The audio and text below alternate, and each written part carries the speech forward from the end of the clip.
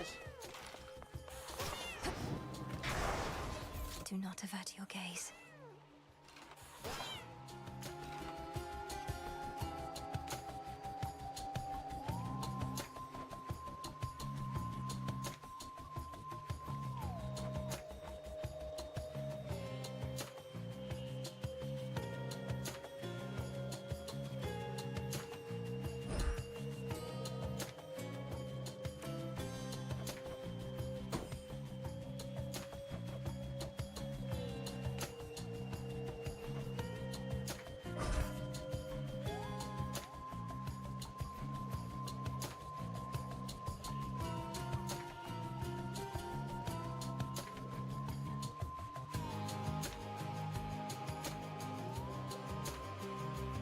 Fear is for the living and the dead.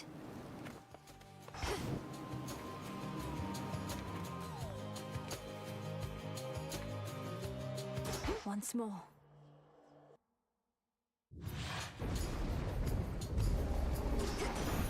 A boon. I once fought the Titan Kronos hand to hand. Now perhaps you'll get to do the honors for me, hmm? I have the family to look after and must oversee our plans as they unfold.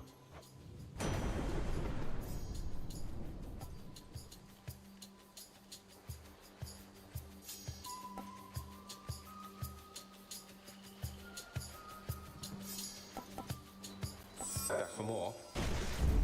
Thunderous power.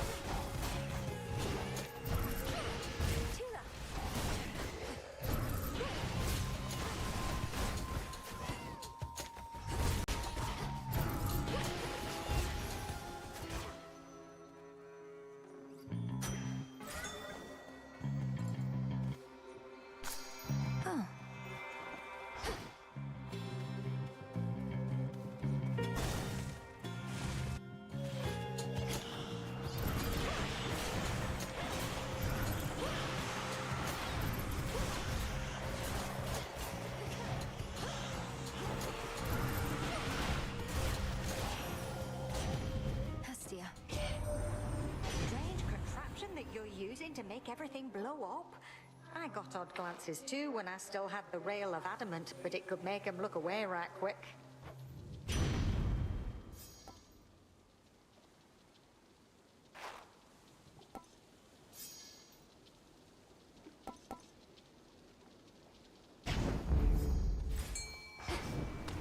Go, Tula. Caught out. Victory is mine.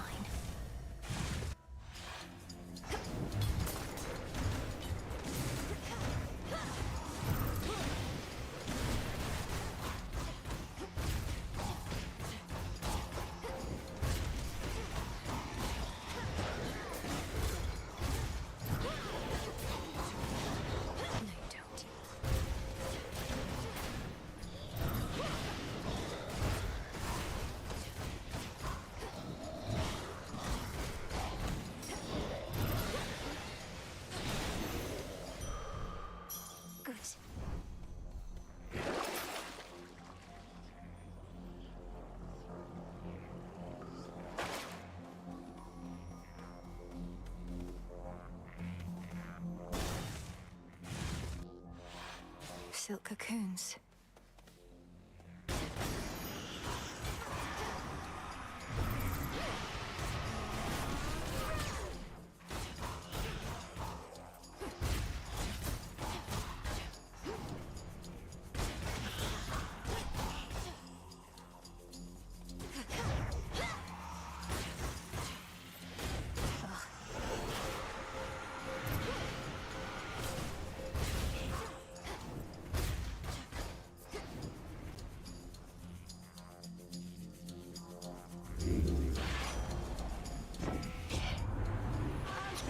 Keep scraping by. Let's scrape on by. Why not?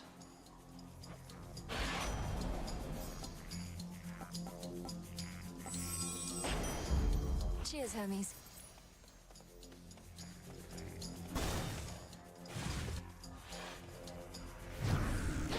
The vow of shadow took effect, I see.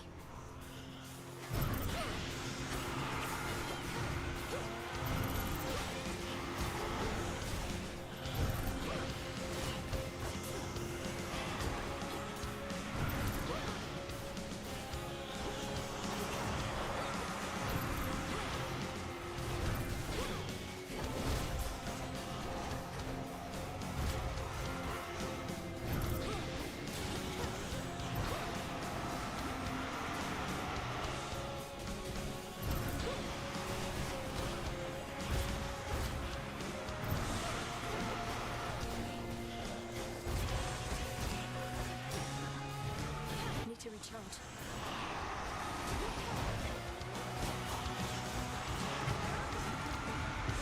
How about this?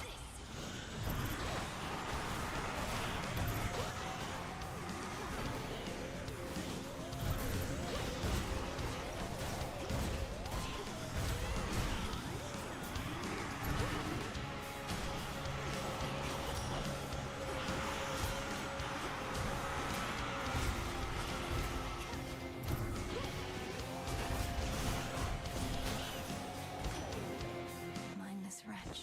I take back all the horrid things I said regarding cats.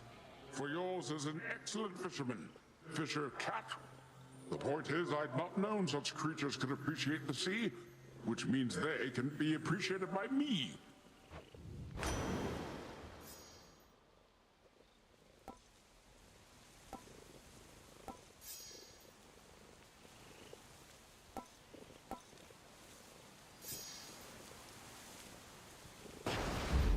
A wave of power.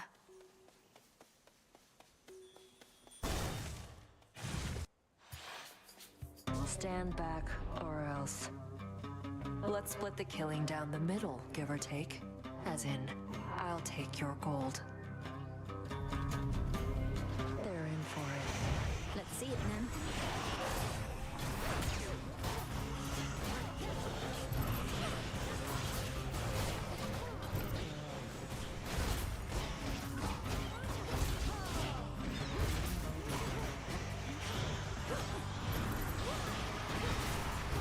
Step aside.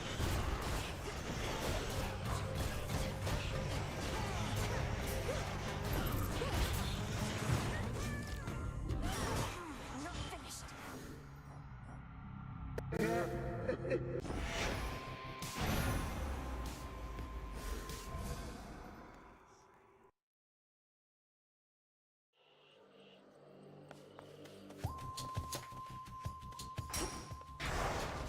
A healthy fear of darkness.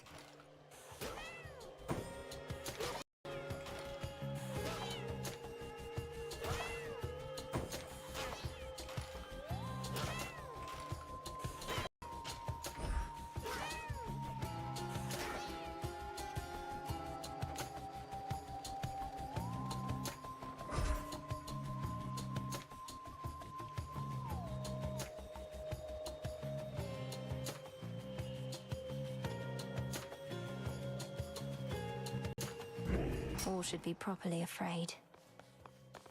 Show me your past.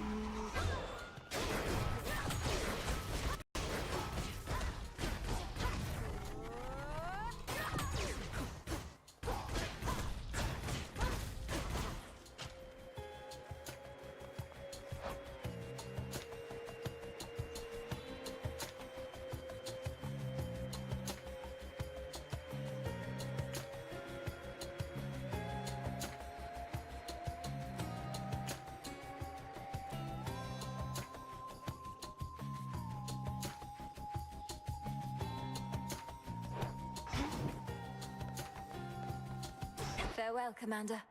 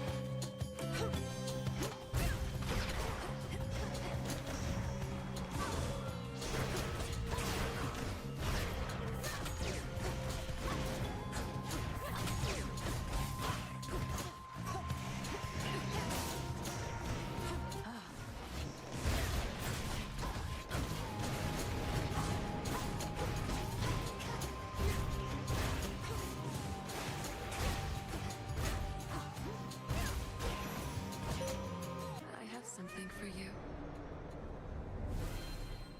My light is waning presently, although I always have some in reserve for you.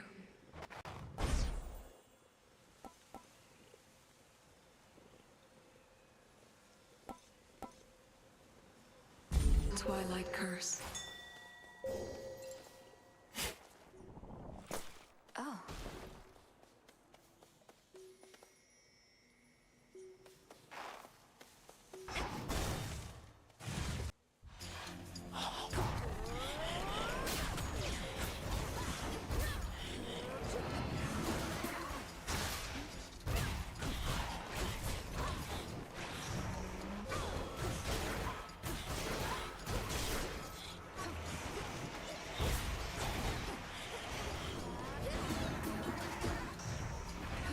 Do it.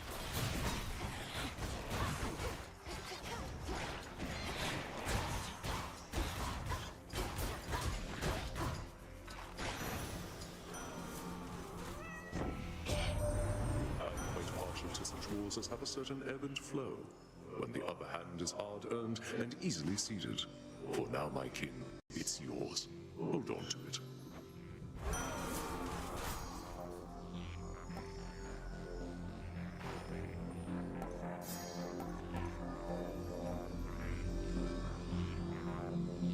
This one's on me.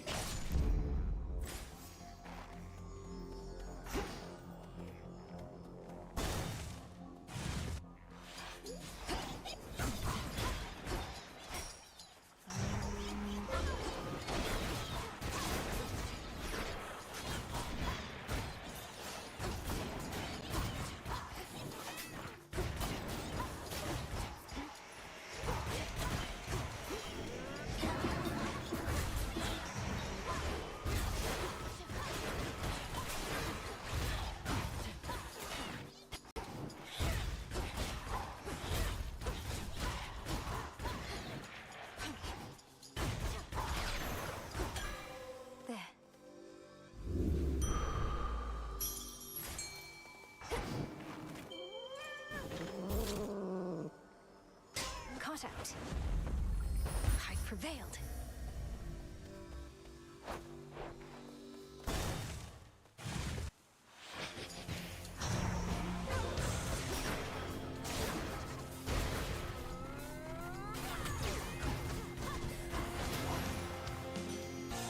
And here your soul shall stay. You've been so sheltered there, sweetness. Why, mortals, they don't even know your name. Not one temple erected in your honor. Not yet, at least, so you just stick with me.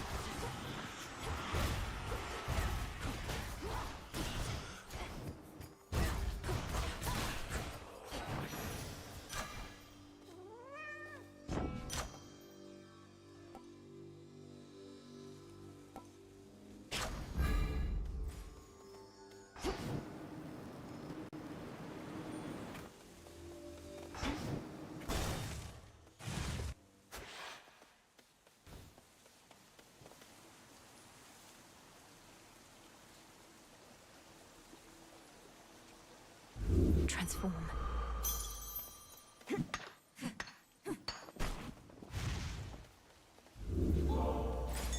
Observe.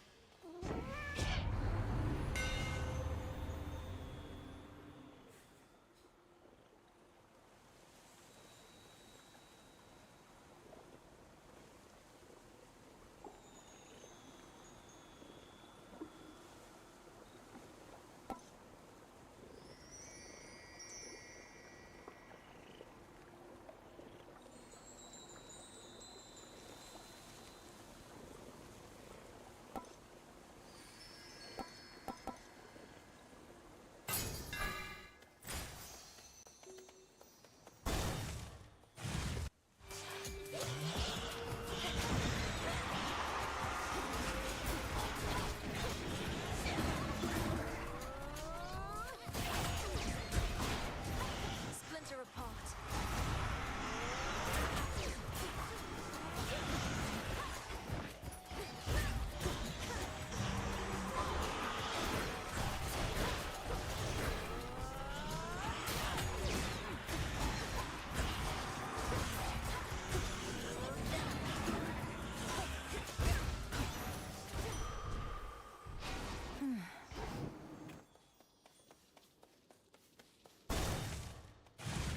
Spindles.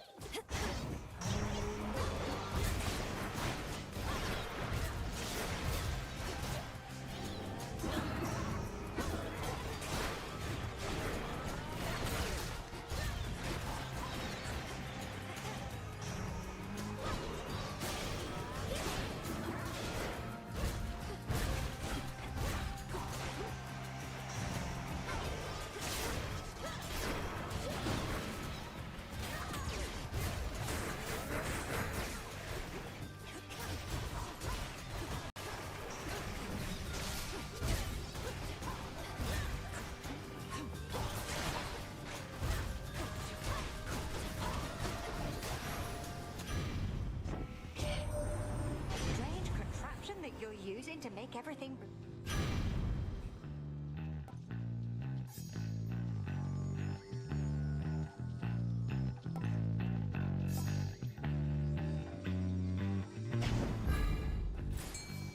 I sense a fish. Some assistance, please. Come on out. Now come along.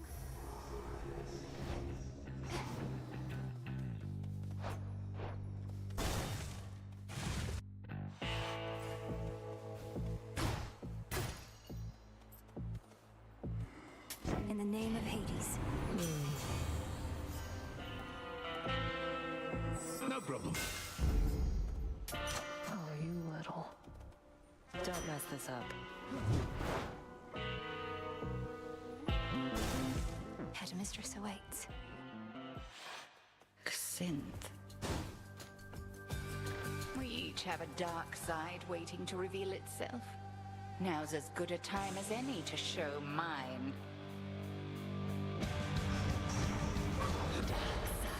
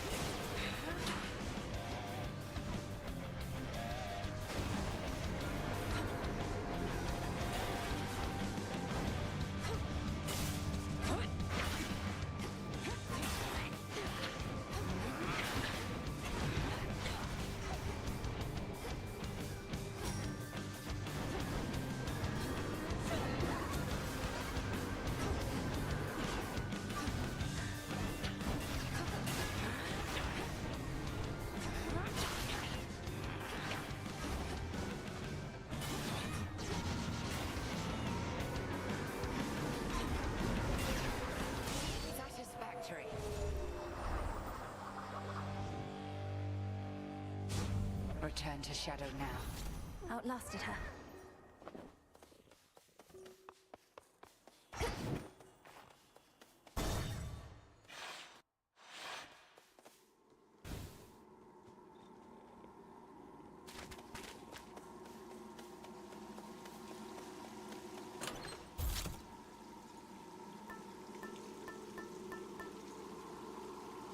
Should keep me company.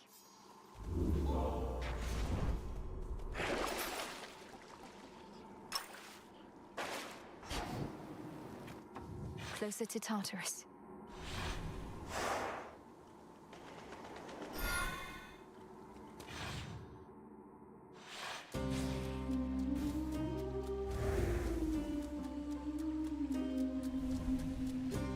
That singing.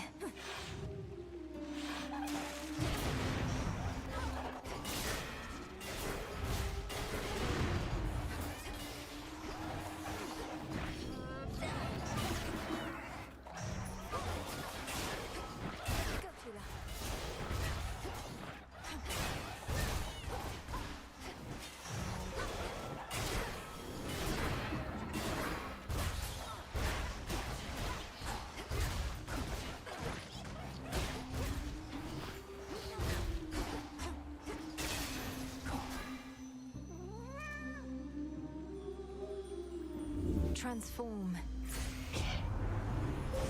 Choose your path.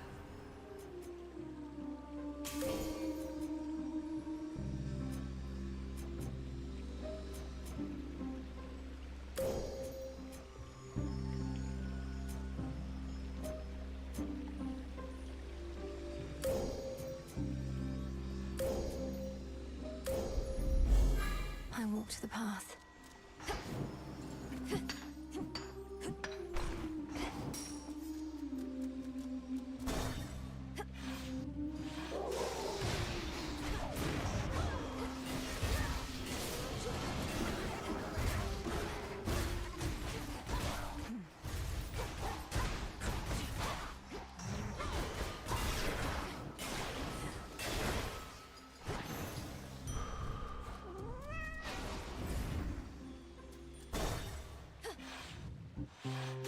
So like, yeah, just all of it.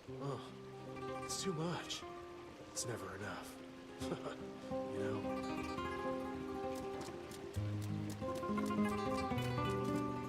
What would you say is your best quality if you had to choose? The one thing you most adore? What drives everyone around you wild? Oh, well, I'm quite attentive, I think. If you tell me something, you don't have to tell me twice. Chances are I'll take it to heart the first time.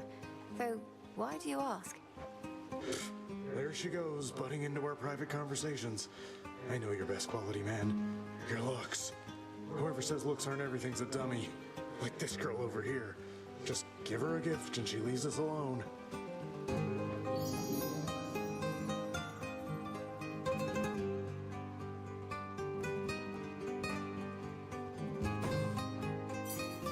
See you soon. Some seeds.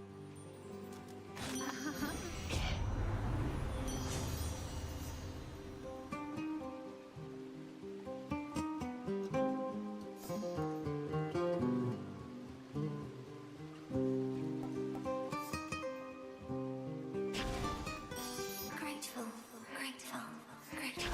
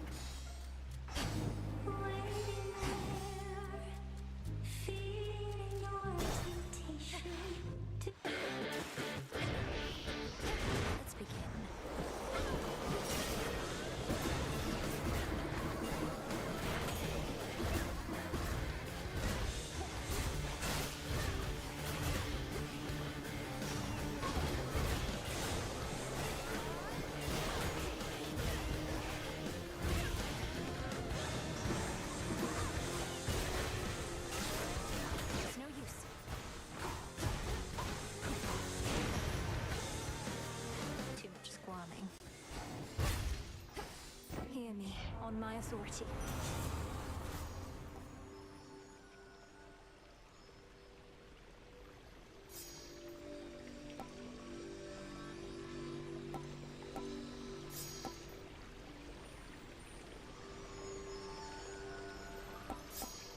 Of course.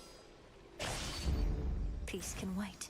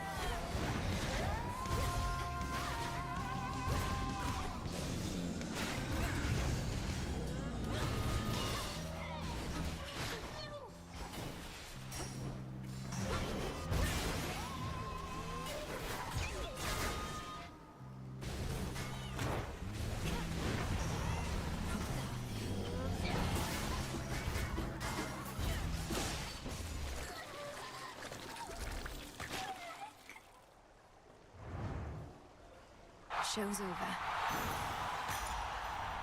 There.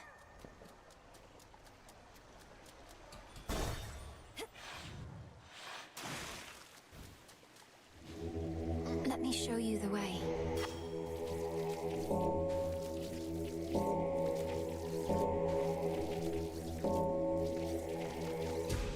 There.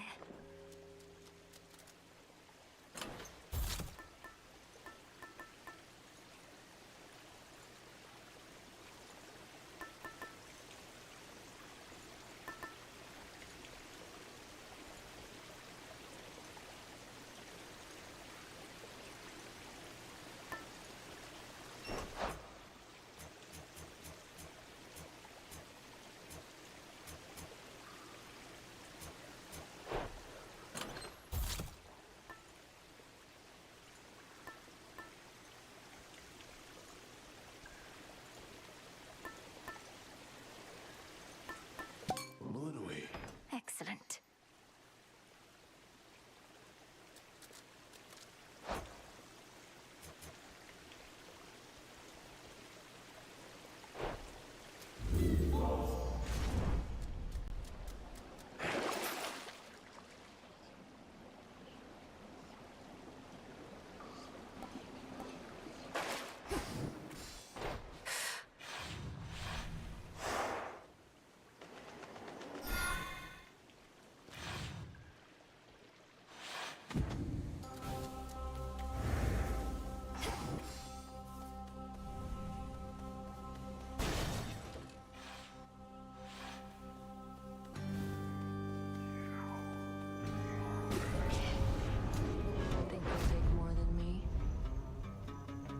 Showed up just as I was about to settle up all by myself. Well, you can have your share. About damn time. More corrupted.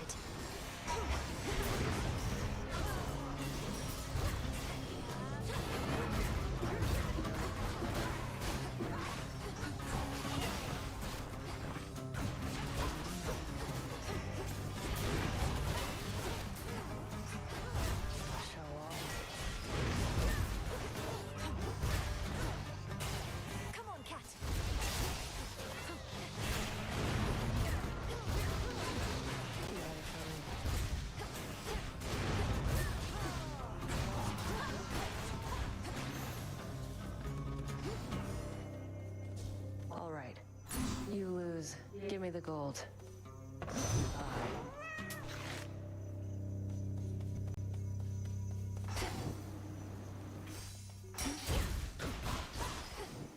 Flourish.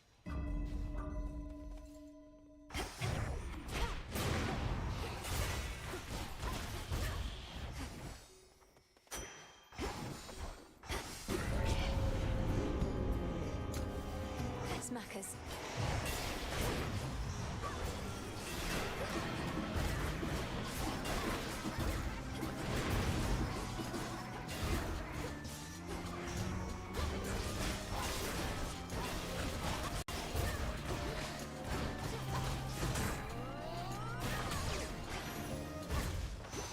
Rest now, all of you.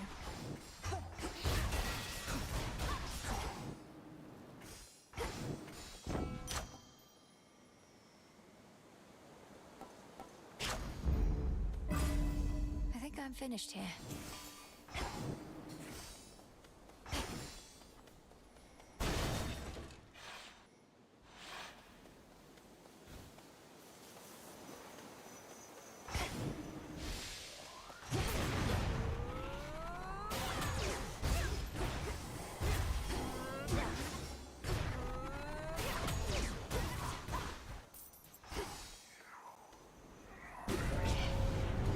I've drawn them out.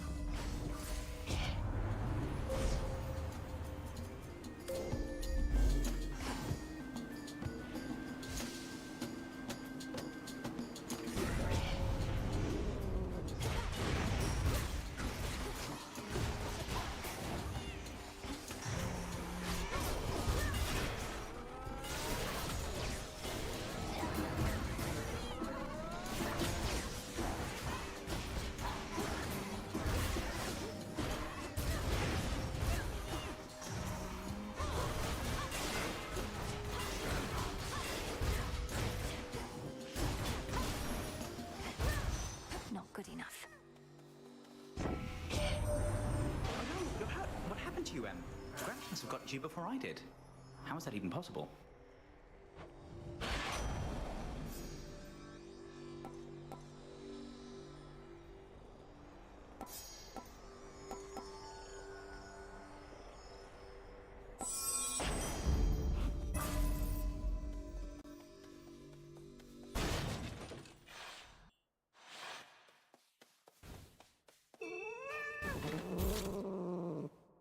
No escape. Come with me. Huh. Just the nymph I wish to see. I wish to see. I wish to see. I confess I'm in a pretty sorry state right now, Echo. But I know if I can make it this far, your blessings may be just the thing to let me go the rest of the way. Rest of the way. Go the rest of the way. Go.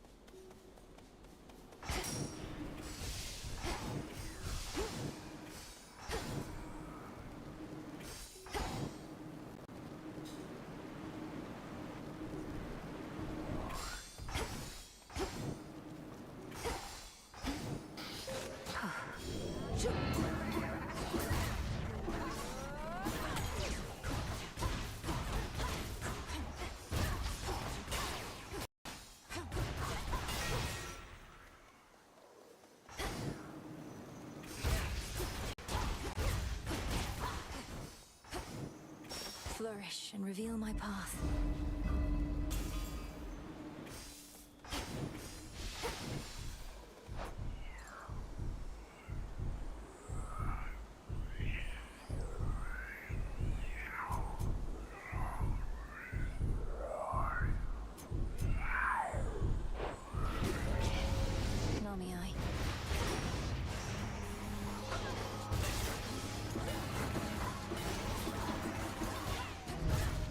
Use. No.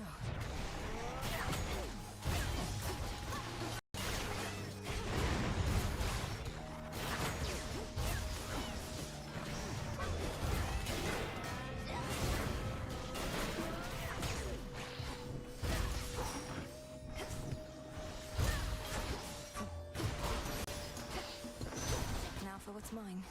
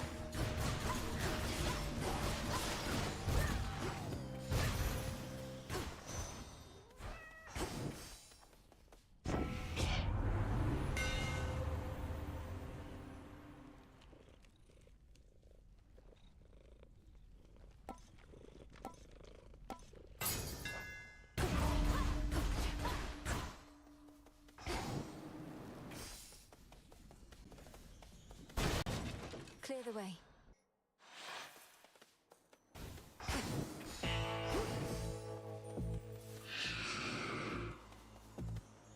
What's going on?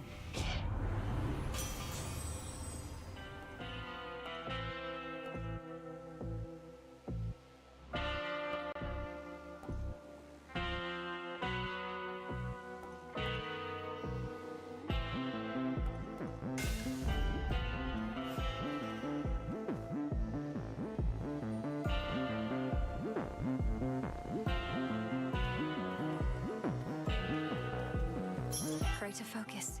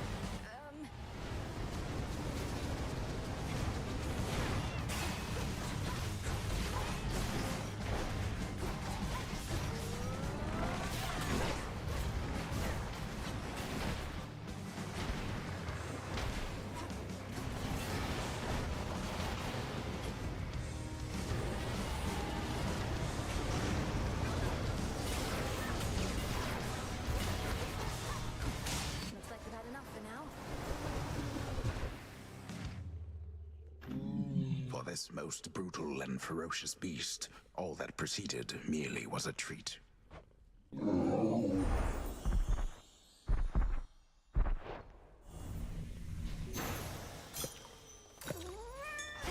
Something there.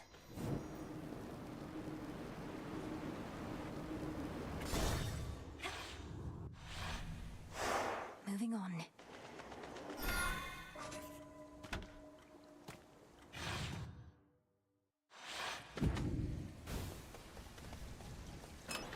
Maybe I should switch.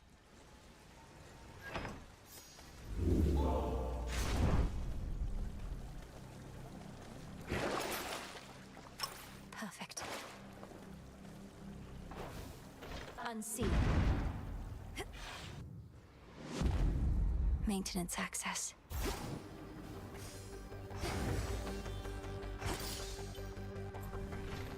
Should be a clear path to the house. Everything proceeds as planned.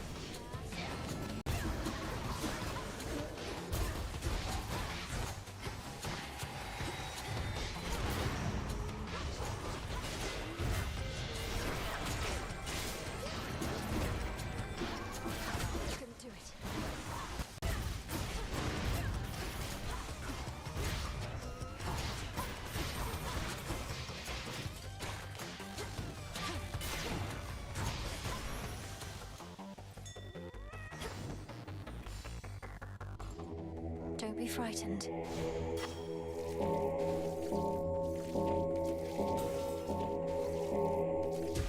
Be free.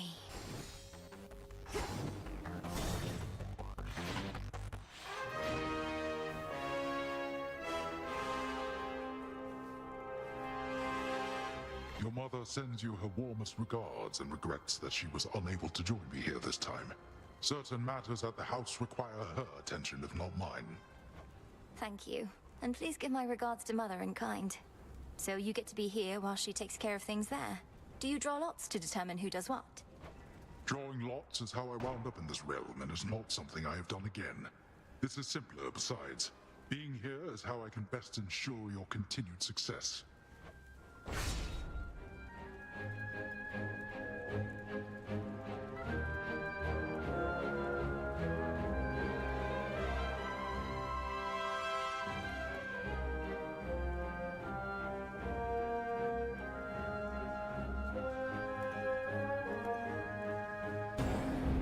It is yours.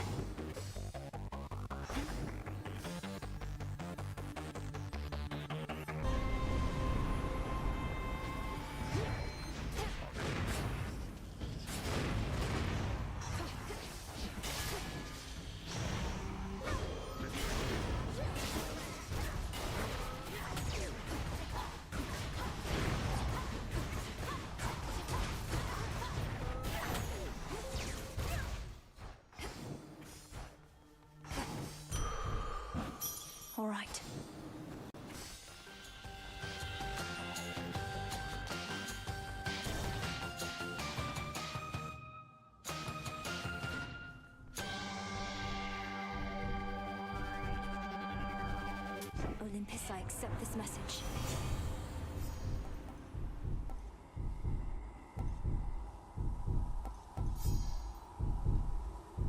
Can do.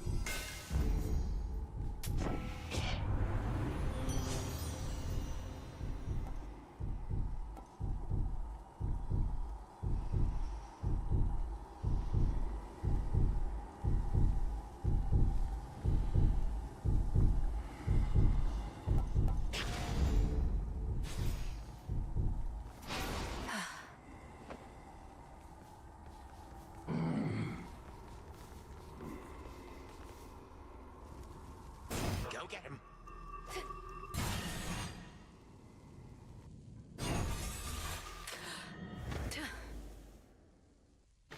You again. Long have I lorded on this throne. A bit of vigorous activity should do me well.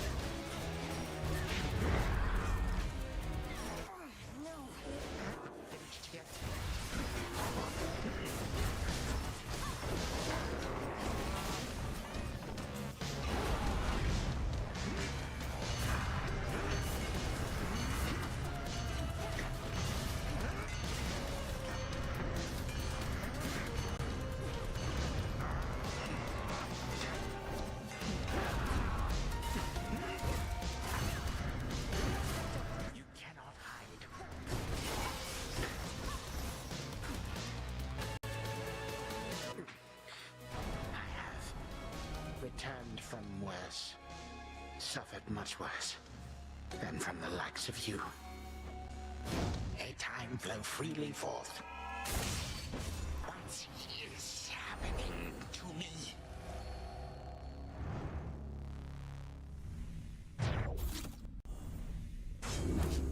For what you did to this house. The realm grows stronger.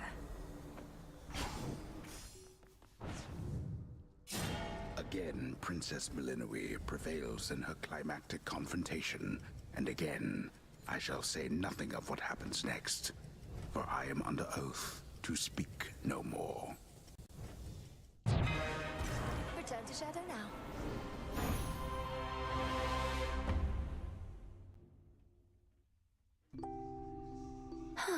One after another. We really showed him, didn't we, Freenos? You know how late it is? Wanna mix things up?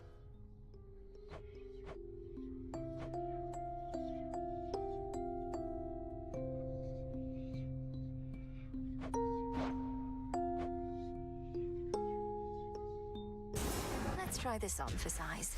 Very well. You won't stop till every bit of ground is covered in rugs, huh? Huh.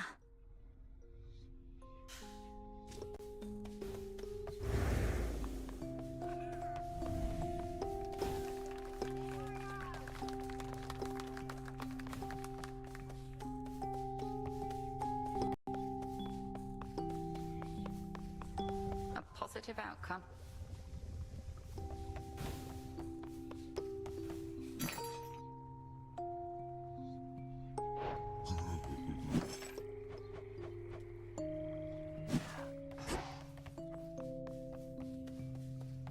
The task proceeds. Come along. Hail, O spirits.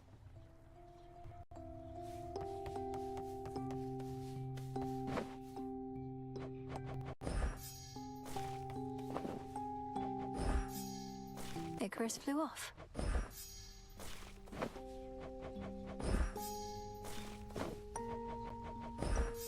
I'll watch that one.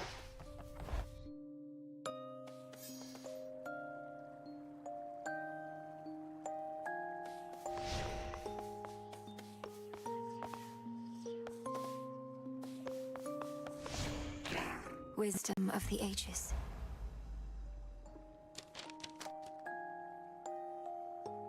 Good.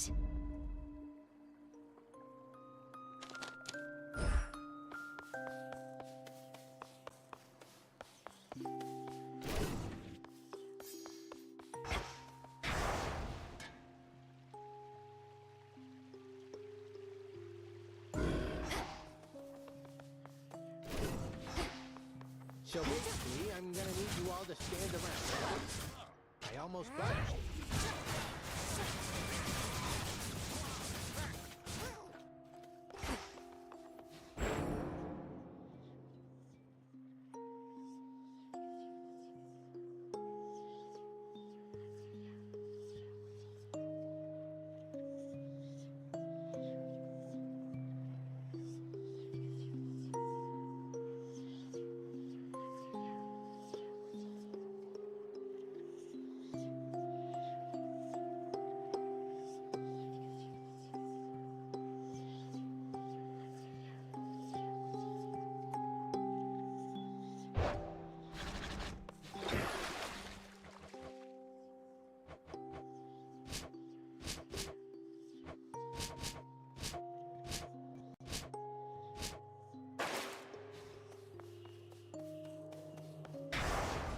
What is the will of night?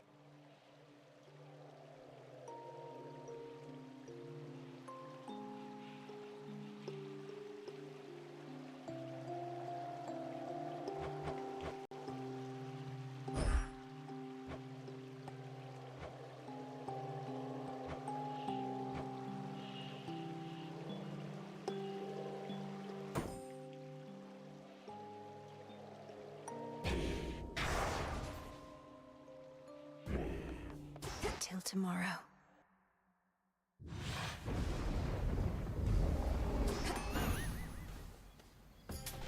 It's something.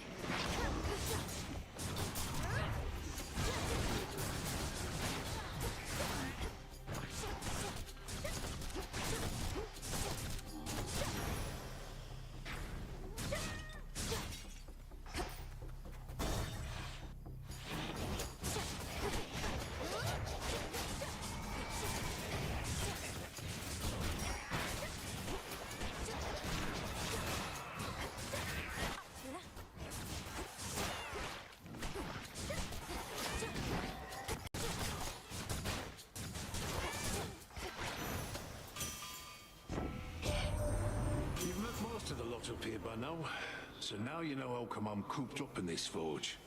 The work needs doing, not to mention it's less tiring than being with the family all the time.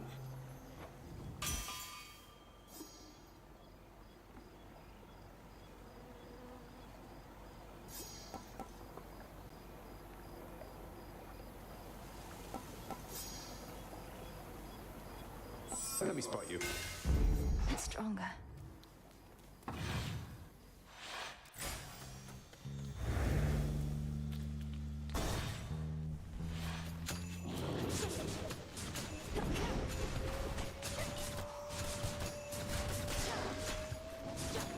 Denied.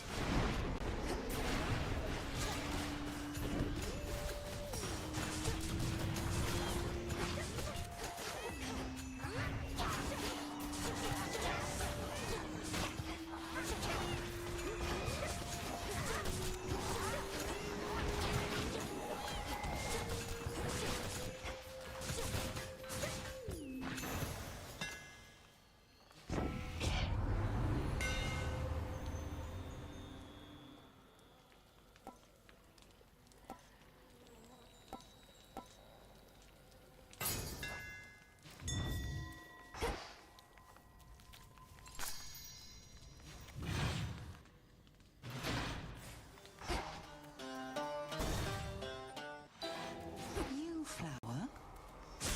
A tuft of wool? Marrow? Well, if it isn't you, I have to thank you, sorceress. After you last rampaged throughout this city, I obtained a sample of your blood. Oh, it's very potent stuff. You're welcome, Lady Medea. Although, moving forward, please ask me prior to using my lifeblood as part of your experiments. How about I use it anyway, but never mention doing so again? Fear not, I use it only toward a common outcome we desire.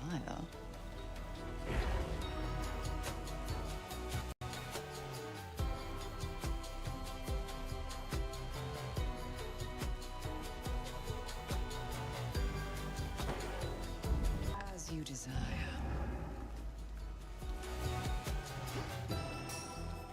Perhaps she shall go far.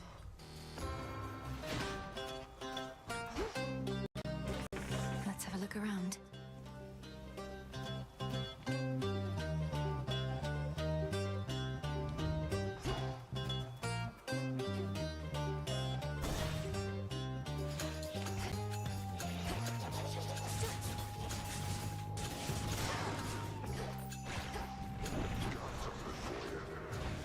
Boulder.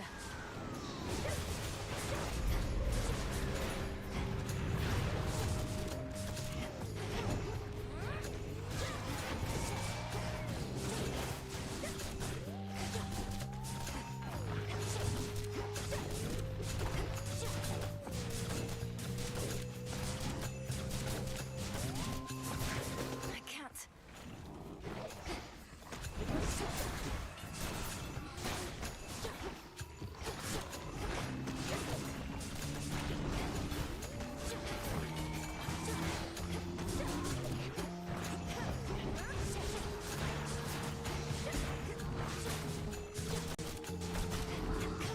Stay where you are.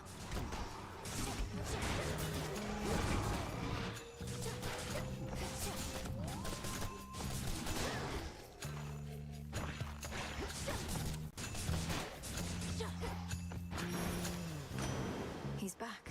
Peace, you ever get a ringing in your ears?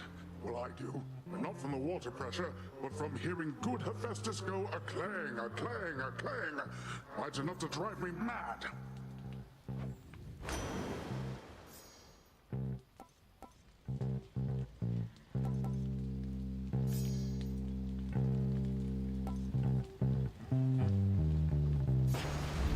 Greater might. Go, Tula. Victory. Another ribeye. Ah.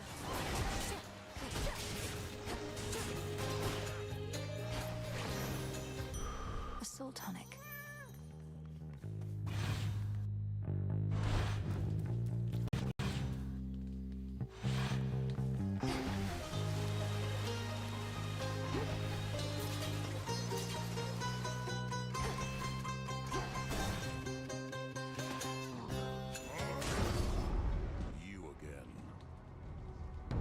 Business, sister. I'm on the job. They come. Guards, watch this!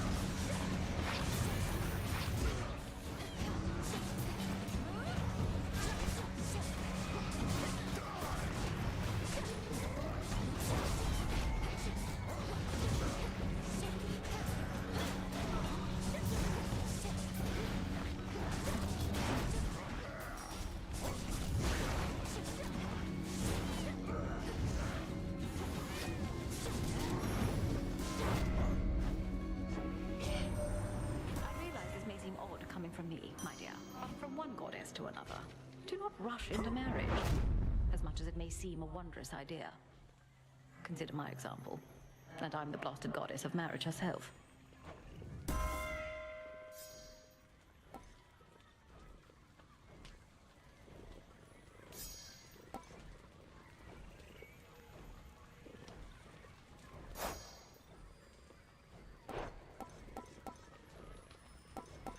Granted.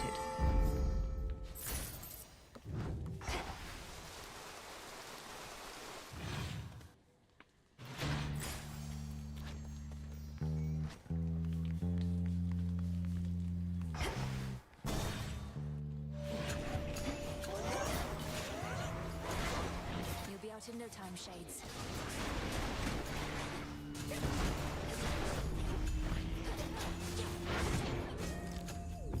How about this?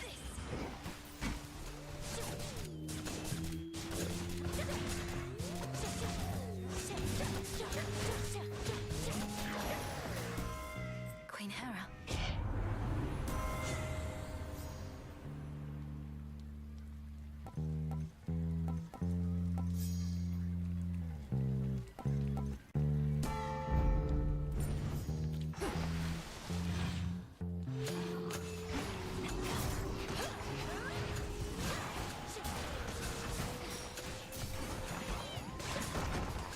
Tula now.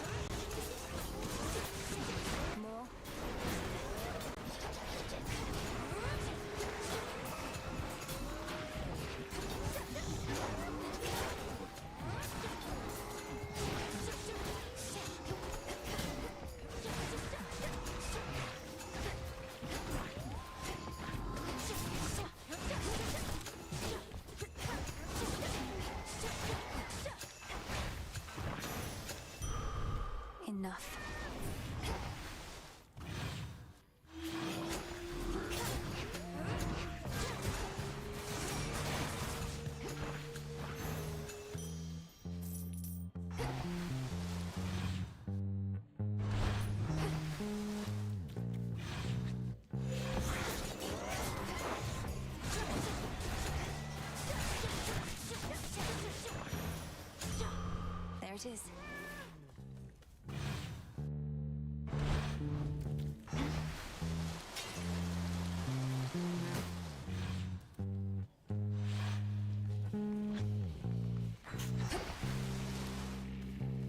Barrier destroyed.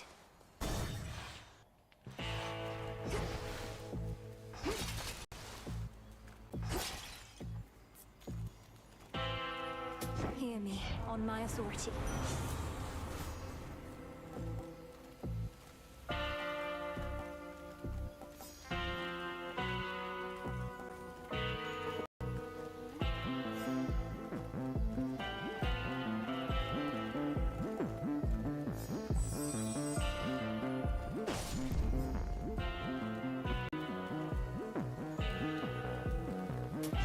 This one, please.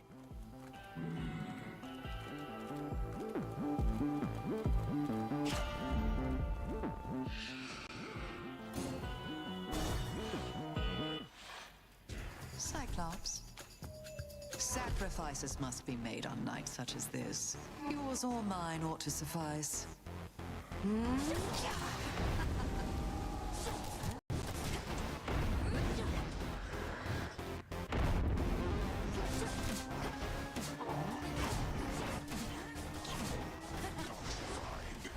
He's contagious. Poison.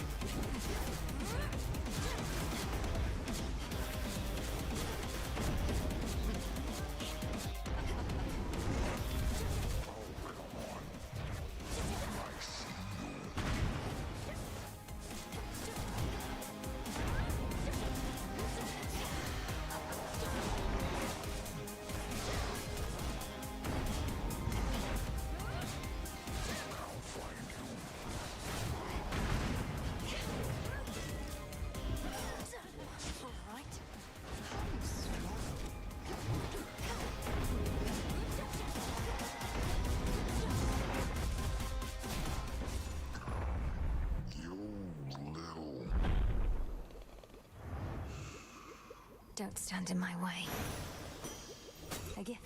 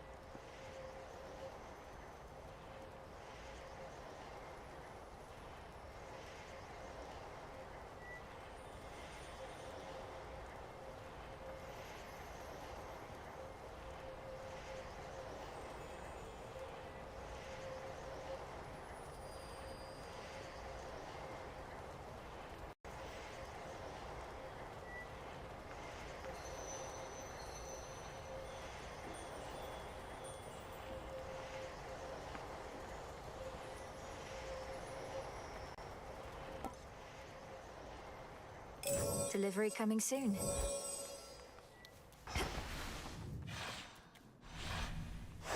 Onward.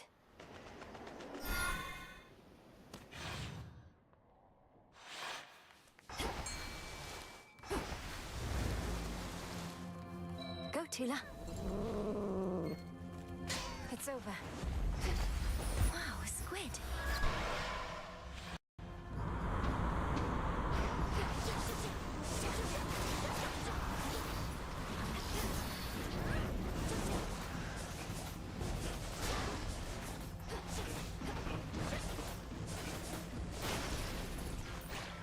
Which way now? Beg pardon?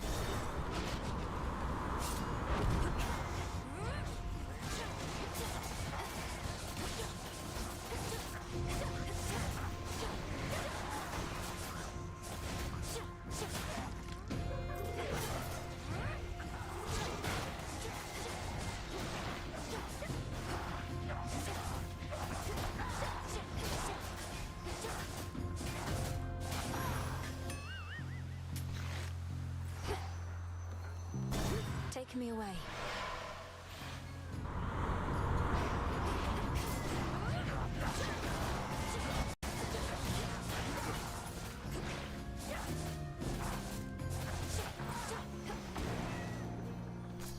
Got it.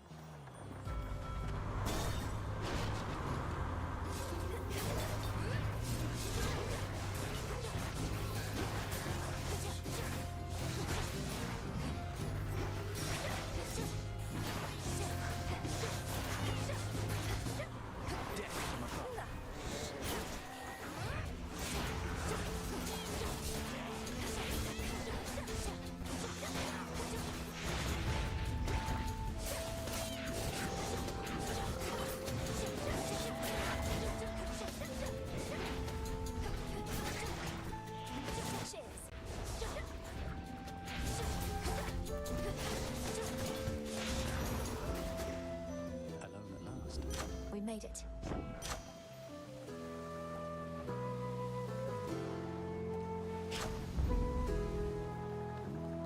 There really is more to be done then, eh? The war with Kronos truly ended, it sure doesn't look that way from all these ships. Harpies don't seem any friendlier either. Some must be zealots still believing that the Titan of Time shall rise again. But we're seeing to it that the threat of Kronos and Typhon can never recur. Just have to retrace my steps to Olympus as part of that process. So then, alright. Because if what you're saying is I get to keep on flying, and I get to keep on seeing you up here, that doesn't sound so bad to me. Oh, right. We thought the war ending would mean you'd have to put away your wings. But my father's underworld renovations seem like they'll be going on a long, long time. Guess I may need to head back to my designated spot eventually. But for now, I'd like to make the most of this. Any of these?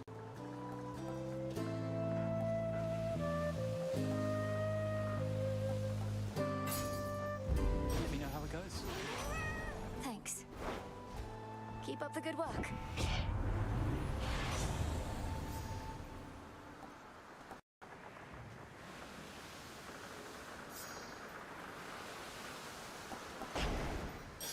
Take care. Care.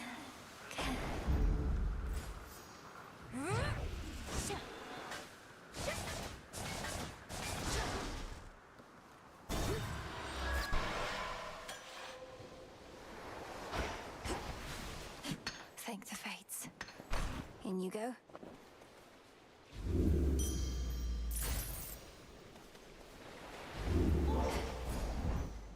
What's Hermes offering this eve?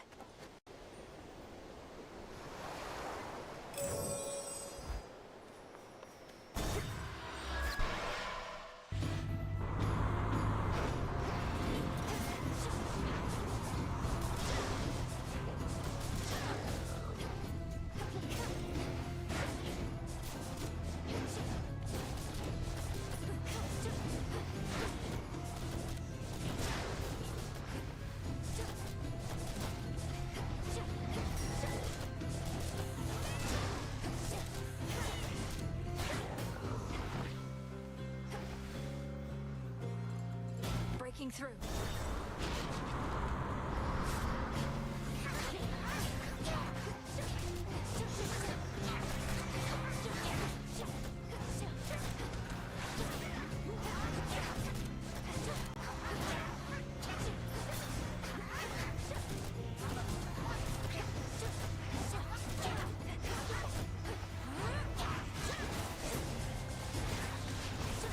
Now for the last one.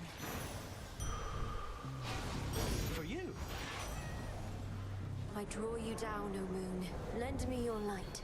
Ours is a never-ending cycle, sister. Is it not?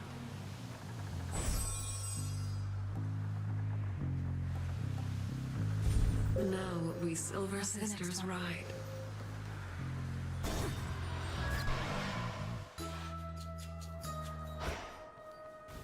The Isle of Aia.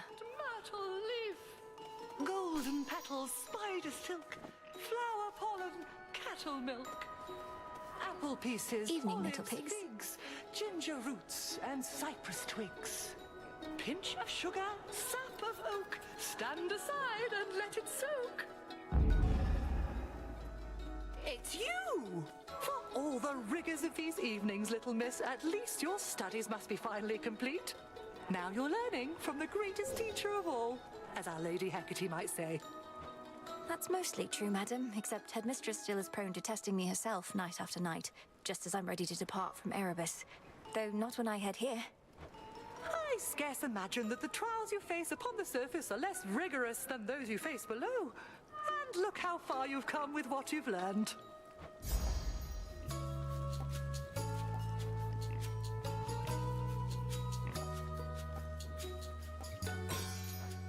Isn't it marvelous? That's potent. Show me that, please.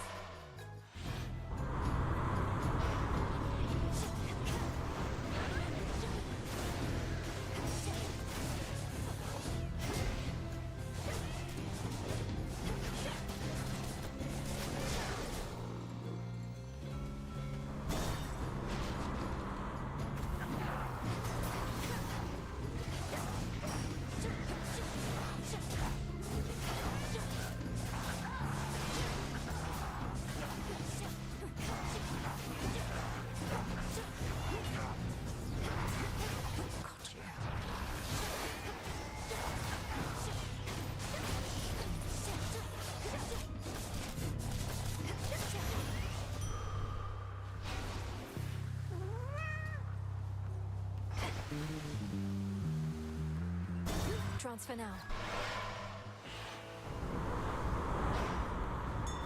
The Black Flagship.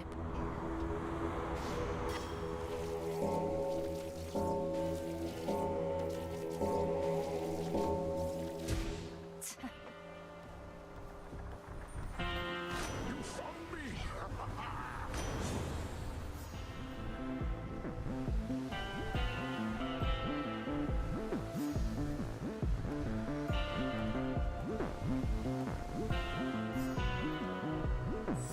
Why not? Now take me to the coast. Trouble? I hate to be so predictable, but I love making you mad, so it's kind of a wash.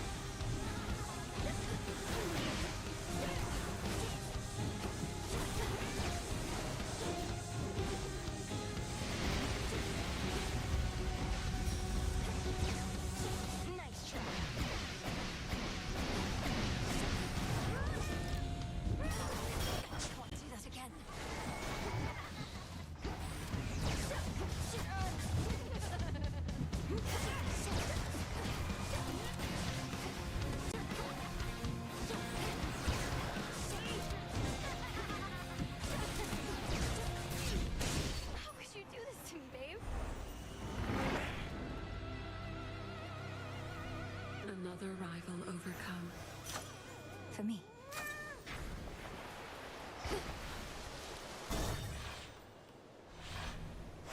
Come on, Tula.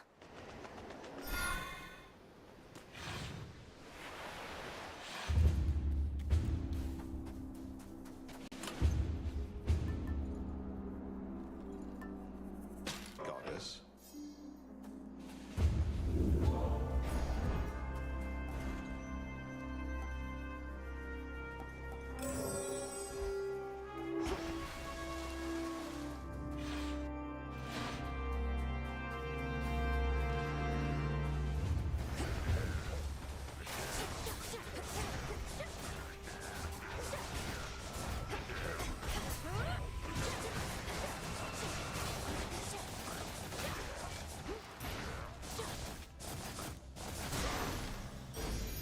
Acceptable.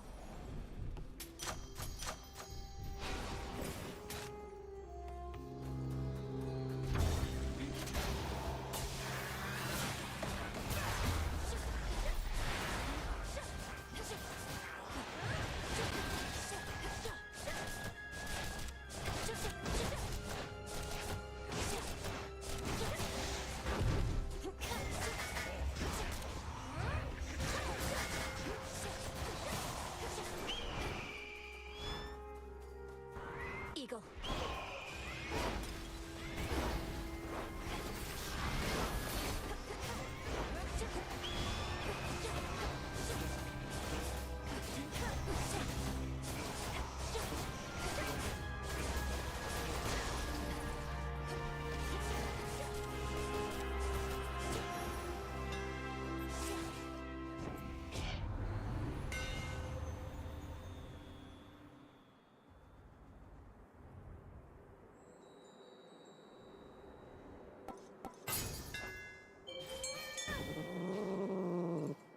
Caught out.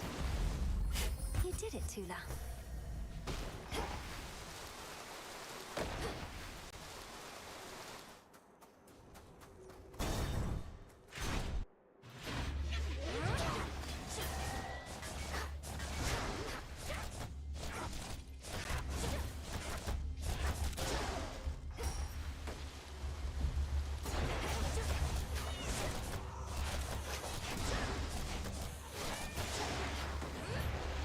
Need to recharge.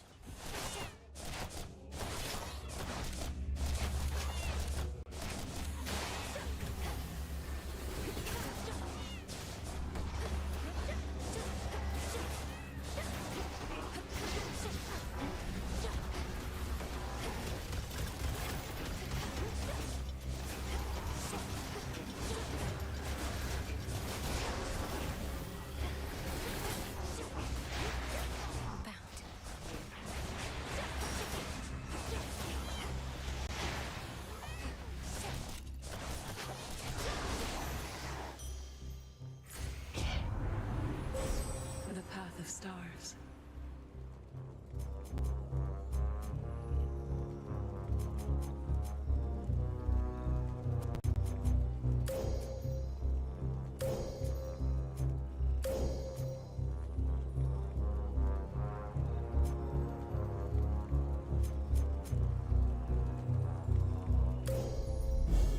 With Seleni's grace.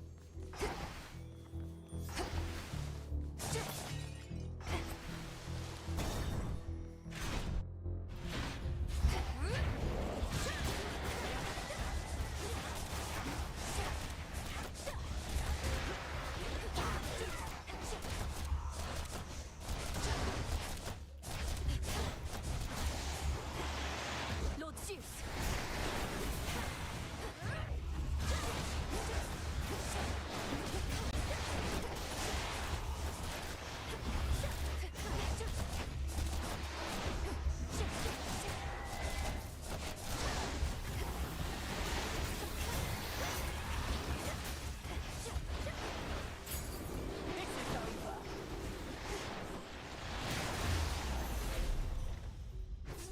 Filthy creatures.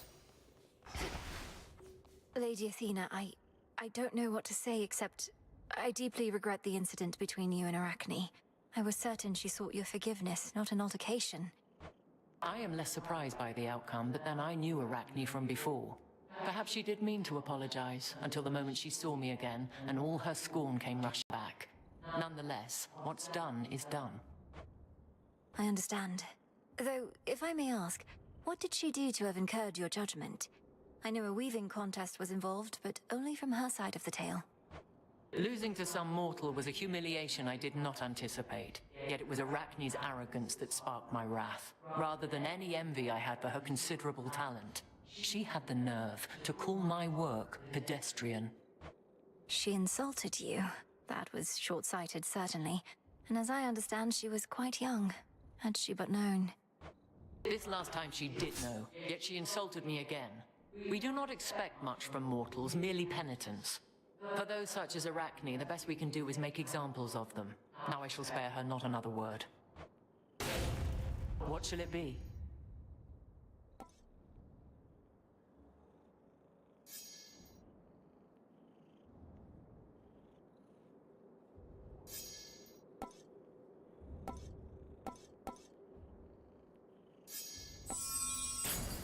A sound plan. Help yourself to greater victory.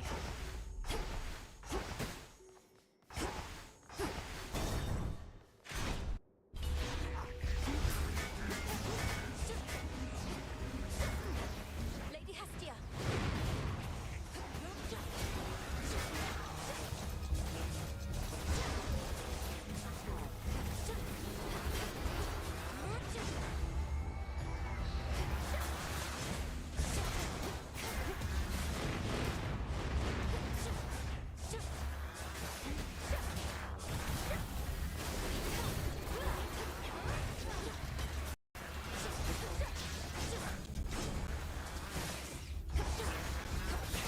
Laughable.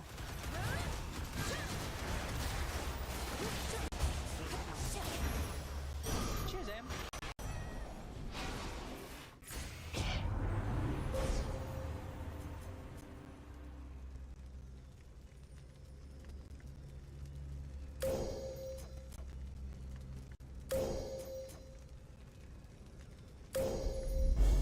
There at last.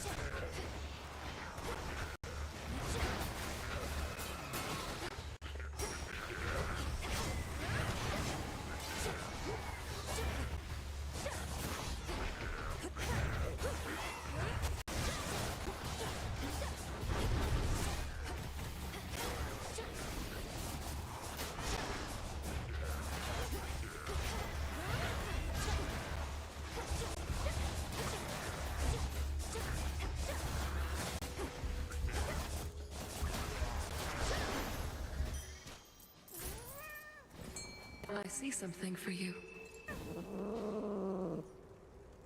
No escape. Another crystal.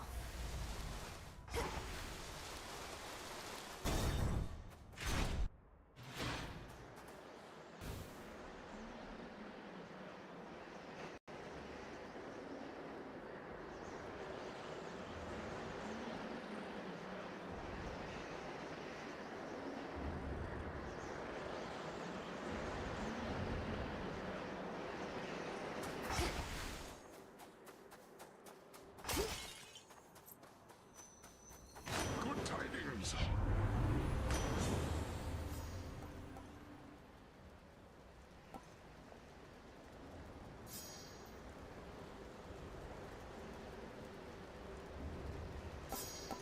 You got it. They'll drown.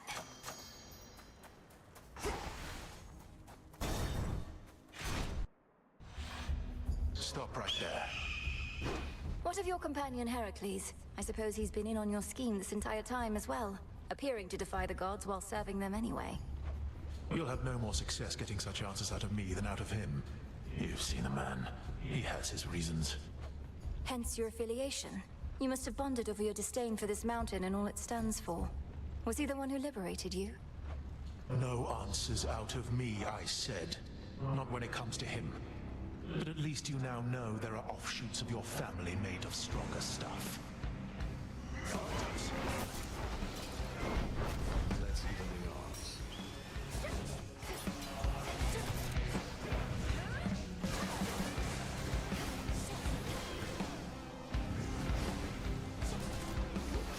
Out of my sight.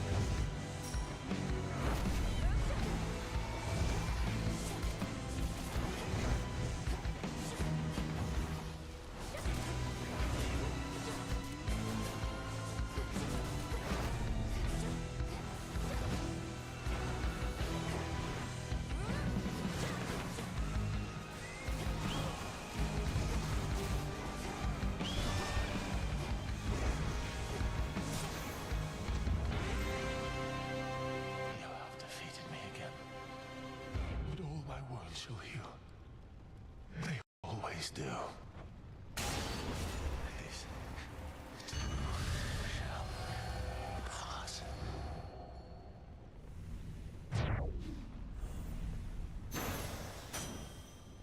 Always use more.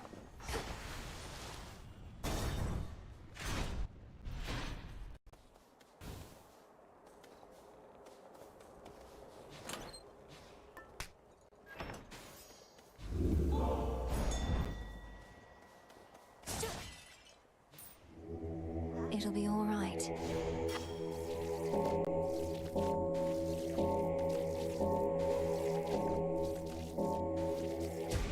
Good. Freedom in death.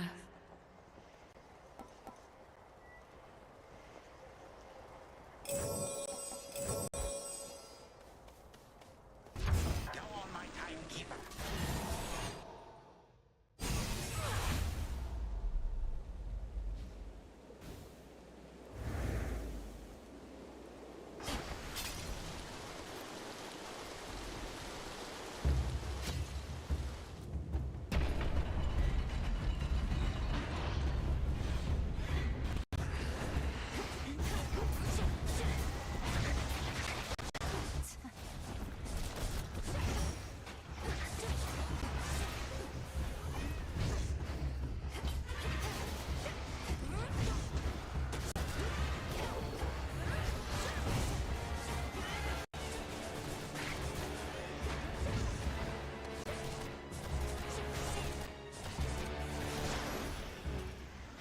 Enough of this.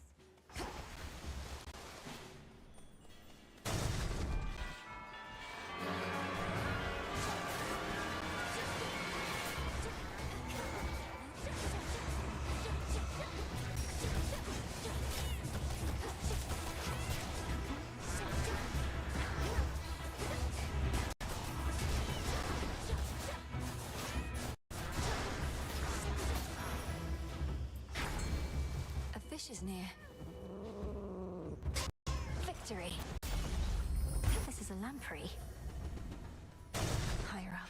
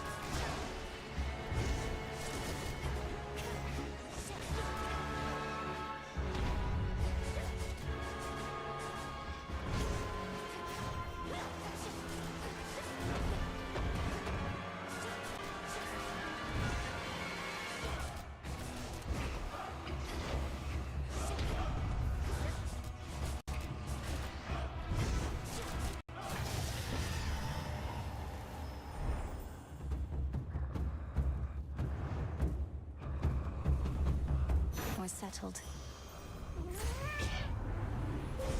A relative is offering their aid.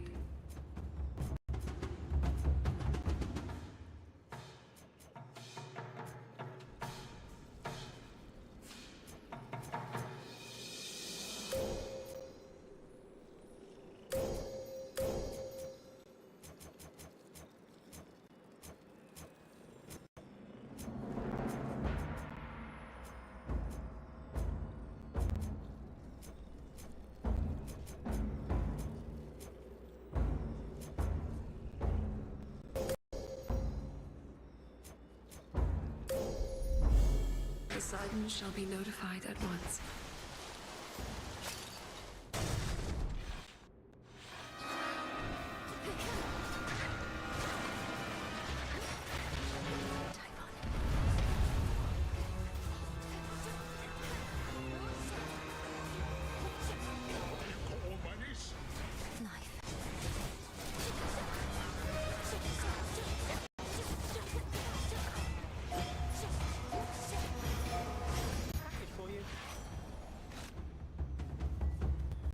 Hermes must be in the area. Express shipping, please.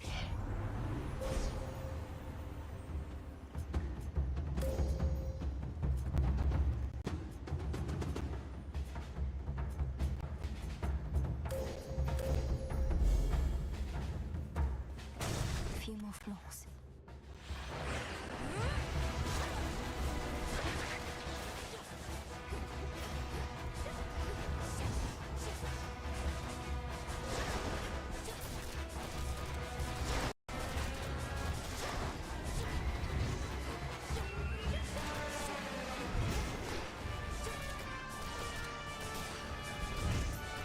Do it.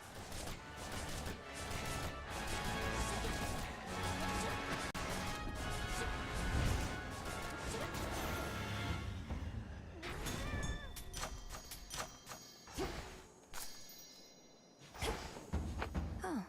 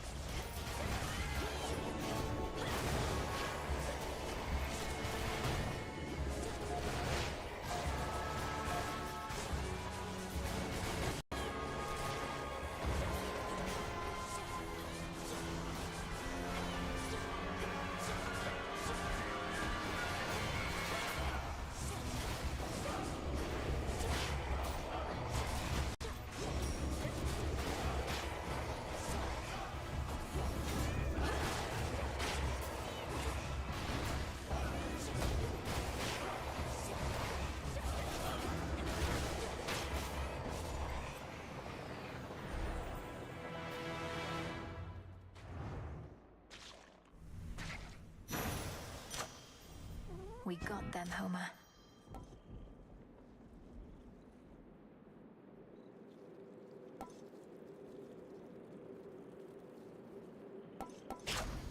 Her victory achieved, she presses on. Closer to the top.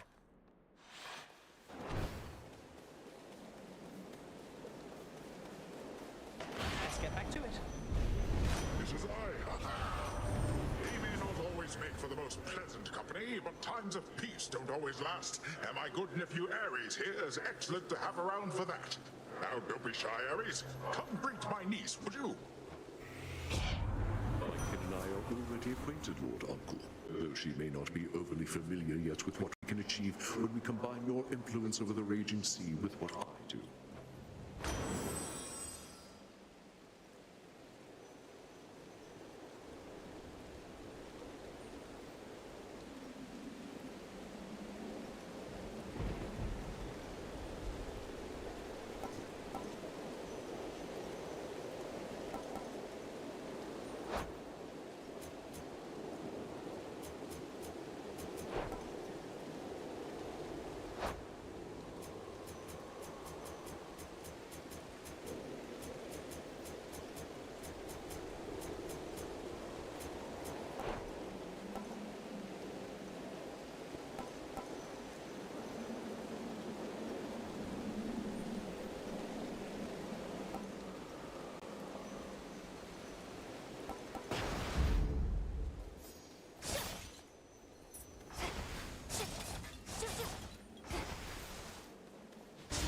better. Oh, there you are.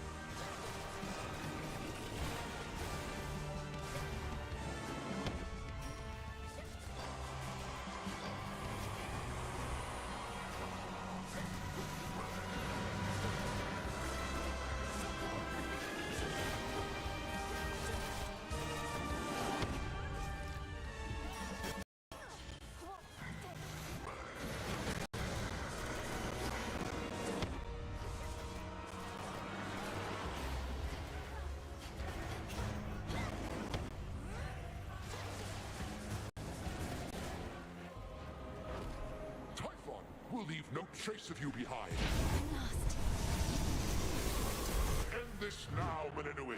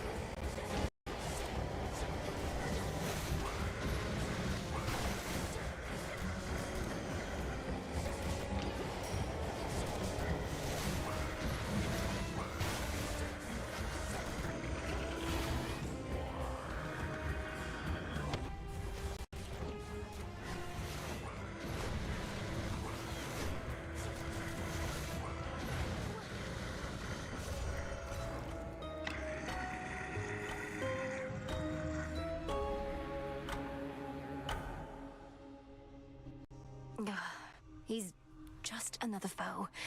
He can be slain.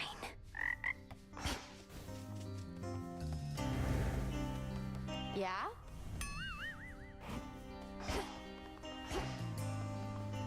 Ah, you're here. The woods have eyes and ears. Thus, I'm aware Arachne and Athena finally settled up their differences. To the extent they ever shall, I suppose. Arachne always had her pride, but I think she may have found some sort of peace. Would that it was so. With time, feelings of scorn embed themselves deep in the flesh, in the heart. They are not easily excised. Those two are stubborn enough to do it.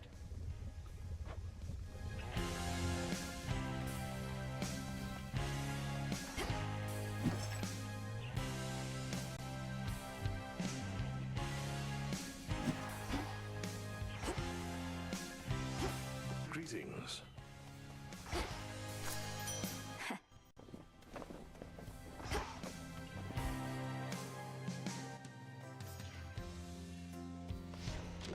What say the ashes?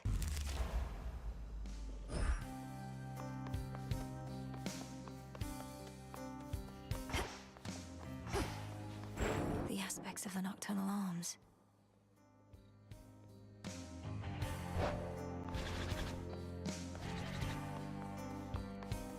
And that concludes our little orientation. Any questions? Shoot. I see you found your way.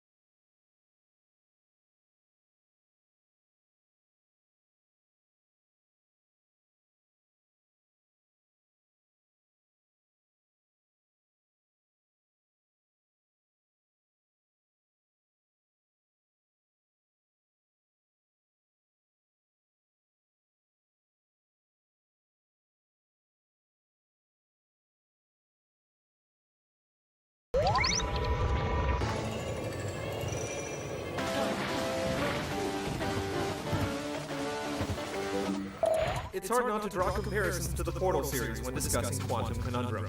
The game's creative director worked on Portal, and both games share a premise with first-person puzzling and mad science. We'd also be remiss not to mention the heavy dash of megalomania, though it's coming from a much more benign place in Quantum Conundrum. Each time was complete with a grand entrance from the brother who was in fact a professor and inventor with a profound and soaring intellect.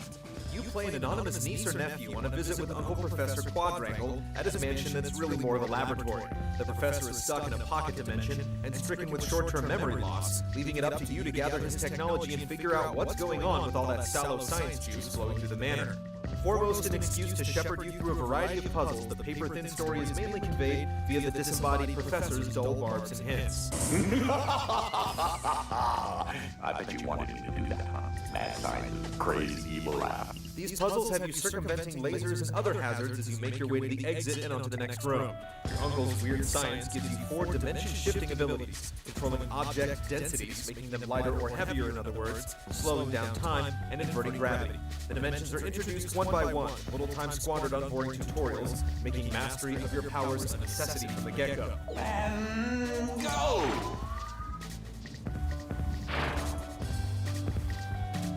Having all the powers at your disposal certainly makes things interesting, though the best puzzles will often deny you access to a key ability.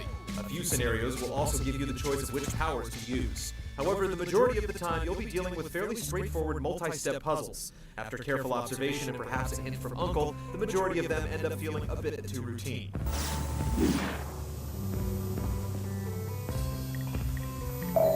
The need to reckon with physics injects a bit of dynamism into the proceedings, but after taking a ride on a slow-mo safe a few times, you'll feel the game starting to exhaust its bag of tricks.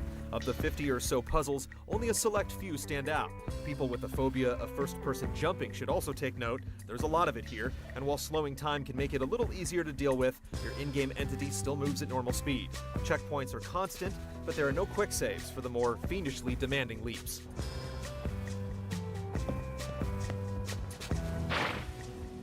Quantum Conundrum has a good bit of replay value with collectibles and challenge modes working to pad the package. With several dozen scenarios on offer, it'll certainly keep you busy if you've got a hankering for trans-dimensional brain teasers. It's just too bad that so few of the puzzles end up feeling memorable. Hooped it!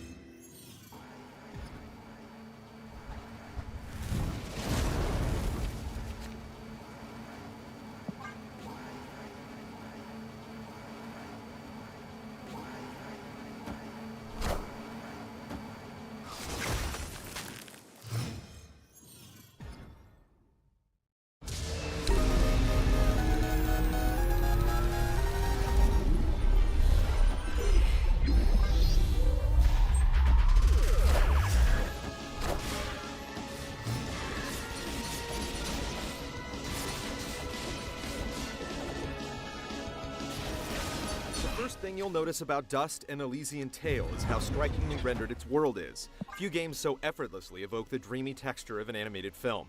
The next thing that'll jump out at you is just how effusive its cast of anthropomorphic animals is. All of those beautiful sets would go to waste without an earnest attempt at cartoon pathos after all, and Dust's menagerie of talking beasts gives it their all. None more than Dust himself. Yeah, and it seems to be working. The titular protagonist is the very embodiment of the heroic enigma, equal parts gallant survivor and deadly killer. In this game, though, the archetype is cast as an adorable cat-like thing. As Dust, your job is to uncover your past while righting what wrongs plague the land. In your employ are a talking sword who serves to dispense wisdom and vague hints about your provenance and destiny, and a pixie-like being that resembles a flying squirrel. Fidget, as she's called, serves the practical purpose of shooting magic. But she's much more effective at lengthy interjections through the game's abundant cutscenes. Depending on your capacity to tolerate overbearingly lovable furry things, you may find yourself wishing that Dust would stumble across one of those jars that Link uses to bottle up fairies. I'll say. They told me the box was filled with cupcakes. The script here is basically Metroidvania, with a heavy dash of side quests and a pronounced focus on flashy, spectacular, combo-oriented combat. As Dust gains new abilities to move through the world, he slides to get under tunnels or double jumps to reach distant heights. You're able to visit previously unreachable spots, typically to access treasure. You'll find plenty of items that Dust can equip, as well as components to craft upgrades and sell at shops. Though the world isn't as fine-grained as the ones you remember from the finest examples of the forum, there's still plenty to uncover, and all the hidden stuff is helpfully keyed on the map. The game also does its best to push along its critical path, which makes the side quests and exploration feel especially extracurricular. Not so with the fighting. Combat in Dust tries its best to engage your reflexes as wholly as it titillates you with its balletic visuals, and the results are often intoxicating. Enemies normally come at you in sizable hordes, all the better to mow through them with your combos, toss-ups, and magic. The scheme is simple, utilizing 2 buttons in ways that are manageable while still feeling variable, allowing even for a bit of finesse with tightly timed parries. It's too bad that the vast majority of enemies feel like a pushover, merely fodder with which to inflate your combo count. This becomes increasingly pronounced as you start to level up. The few that demand you rethink your approach are easily foiled by one gimmick or another, a parry usually, or a full tilt unleashing of Fidget's startlingly powerful magic. Still, few developers have gone broke betting on our capacity to be mesmerized by flashy combat. Illusory as their depth may be, the game's fundamentals will propel you easily enough through the 10 polished hours it'll take you to see it through. If you're game for a striking take on the classic side-scrolling adventure, albeit one populated by a cast of urgently self-serious talking animals, you could do much worse than Dust Elysian Tale. I can't take any more of this.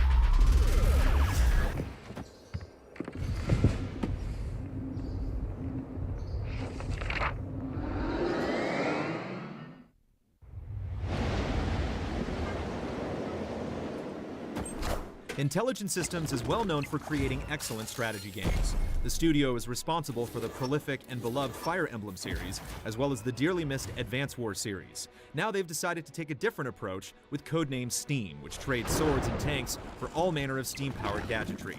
Saturated in Americana and Silver Age comic book charm, the game takes familiar concepts and packages them in new appealing ways. With challenging objectives, varied map layouts, and tons of character choices, codenamed Steam is a complex game that's hard to put down.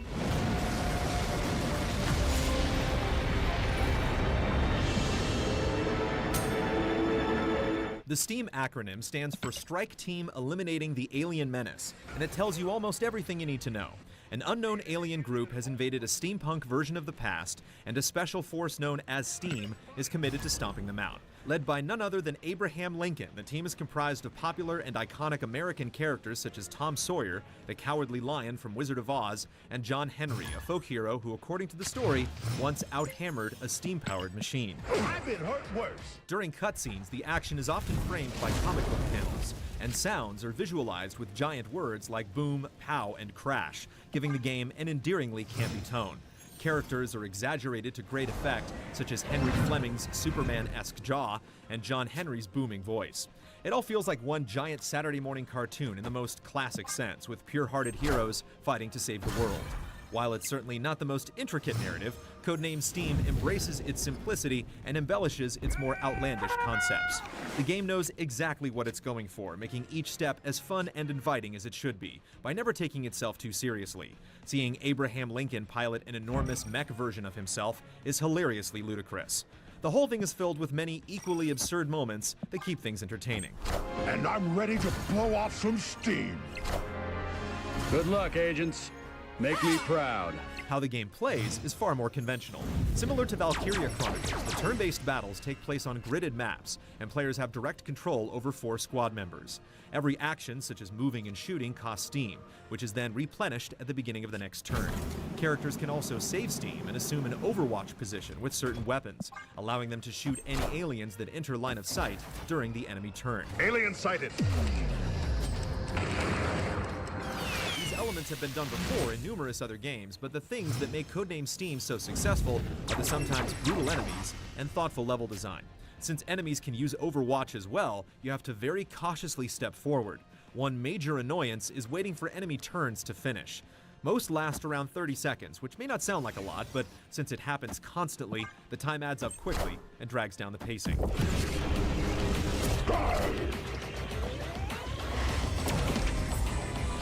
The layout of each mission encourages carefully considered tactics. Some missions take place in crowded environments where it's easy for aliens to hide in corners and catch stray squad members by surprise.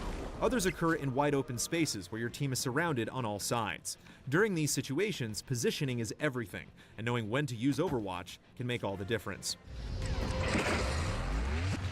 What you're doing from mission to mission is appreciably varied. In one mission, you'll thaw out frozen survivors on the London Bridge. Another has you leading Queen Victoria through Buckingham Palace. Regardless of the objective, each mission feels finely tuned. The game is consistently challenging, but never so difficult that it becomes frustrating. There were times when we scraped by with a single team member left alive. Another strong aspect is how much choice is given to the player. Eventually, you'll unlock 12 distinct characters, each with their own unique weapon, passive abilities, and special abilities. Every character has specific strengths and weaknesses. Tom Sawyer, for instance, can stun enemies with his punch gun, but he's so fragile that he can only take a few hits. Oh, yeah! It's all balanced in such a way that it's impossible to cover all your bases. Several times, we started a mission only to wish we'd brought someone else along. Yet having to make such decisions is what keeps Codename Steam captivating for its duration. It also makes replaying past missions enjoyable, since different team configurations substantially change how things play out. Oh, you're so dead. In addition to the campaign, players can fight against each other in online or local multiplayer. Available modes include Deathmatch, Medal Battle, and ABE Battle. Medal Battle is a race to see who can collect the most medals in 5 turns, and ABE Battle puts both players in giant robots in a fight to the death. However, both modes are barely worth discussing since there's so little to them. Standard Deathmatch is far stronger, but even so, it's not nearly as interesting as the campaign. While it's initially appealing to face off against a more flexible and quick-witted human opponent, the maps are relatively small. As a result, matches are quick and predictable. The 60-second timer per player turn is also annoying since it isn't quite enough time to effectively plan things out. As a whole, multiplayer feels like a missed opportunity. Target down! The game is rather smart with character progression. New sub-weapons, which everyone can equip, are unlocked by collecting medals spread across each map and earned by defeating enemies. More medals are earned by getting Overwatch kills, and since many of the sub-weapons are so useful, it's incentive to play as tactically as possible.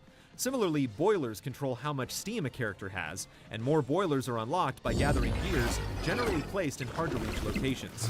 You'll have to decide whether or not a gear is worth it, since the effort will more than likely put you directly in harm's way. Beyond adding an interesting risk and reward dynamic, the gears also make exploration matter in a very tangible way. Time to show my steel. Those with an older 3DS and without a Circle Pad Pro will have to use either the stylus or face buttons to look around. Both are less than ideal and can make things like headshots occasionally difficult. That being said, we found the face buttons preferable in most situations. The extra nub on the new 3DS XL and the Circle Pad Pro are even better, but expect to still struggle a bit in certain situations. Hold on, we're on our way. Another issue is that it's sometimes difficult to gauge how characters or enemies will react in certain situations. It's unclear what the range is for enemy Overwatch attacks, leading to instances where you take unnecessary damage because you lacked information. Also aggravating is when your characters use Overwatch and are staring straight at an enemy, but fail to hit them. There's probably internal logic governing these decisions, but since that isn't always clearly communicated, it can put you at a disadvantage. No time to explain. We must hurry. Yet ultimately, Codename Steam represents an exciting new direction for intelligent systems. More than once, we found ourselves intending to complete just a mission or two and wound up playing for 5 or 6 hours straight. It may not have the long legacy of other strategy titles, but the game proves that in many ways, it's just as capable. Don't be alarmed, Your Majesty. My friends and I are here to help.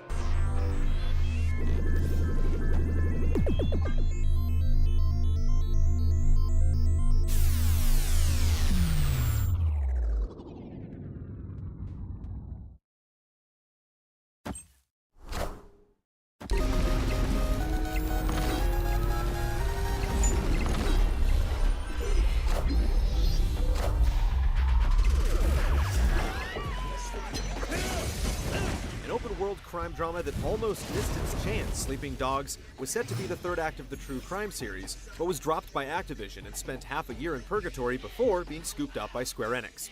Reincarnated and ready for chaos, is Sleeping Dogs worth a few of your waking hours? I can't believe she's real. Oh, Ricky. She's too perfect to be real.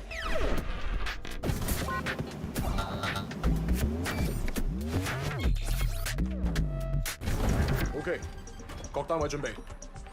Wei Shen is a San Francisco cop who returns home to Hong Kong as an undercover agent, working to infiltrate and bring down the powerful triad organization known as Sonan Yi. As he's pulled deeper into the criminal world, he soon finds his loyalties tested and his moral compass wavering. The game takes a lot of baby steps into the criminal underworld before it gets going, but about halfway through, things turn into something like a vaguely enjoyable freewheeling genre flick. But with all the major players actively trying to screw each other over, it's never quite clear who the sleeping dogs are intended to be. Dead Dogs may have been a more appropriate title. Oh, yeah, I speak English. I kind of guessed. Wei may play fast and loose with the rules, but Sleeping Dogs follow standard open-world procedure. You follow instructions and hit the waypoints, and the game gives you a steady stream of cutscenes leading up to the denouement. There are multiple threads here, but they don't always intertwine, and it sometimes feels like Wei is spinning his wheels as he waits for something to happen. Fortunately, what happens under the player's control tends to be a bit more interesting. You wanted results, and you can't get them sitting behind a desk, nose in a rulebook, with a stick up your ass.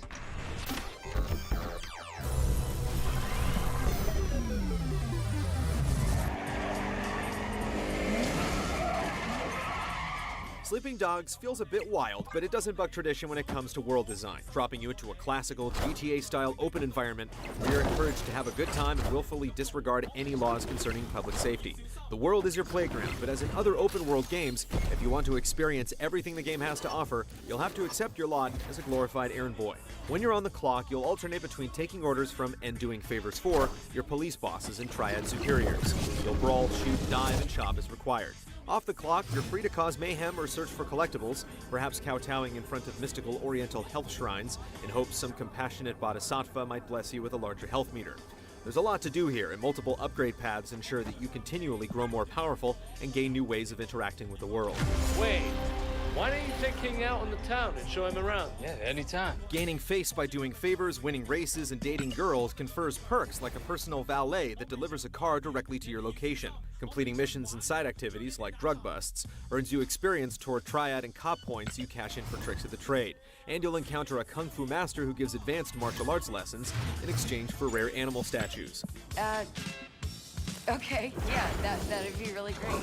Moment to moment, you can use your wardrobe to express yourself or get bonus experience, and stopping for a bite to eat or a massage will give you a temporary boost. Looking to blow off a little steam? It all goes down in a weirdly fictionalized Hong Kong that resembles a violent, supersized theme park. Might as well call itself Hong Kong Land. The concentrated layout makes for fast and fun commuting, but while real names are used, the geography is completely fabricated. And while you will hear a few Cantonese phrases, the official language is theatrical, heavily accented English. Ah, brother. So true, so true. Goofy humor, questionable authenticity, and a fuzzy sense of time and place cook up a soft-boiled caricature of a city that doesn't really jive with the hard-boiled storytelling. Even so, this substantial chunk of game world turns out to be a highly enjoyable place to tool around and cause mayhem.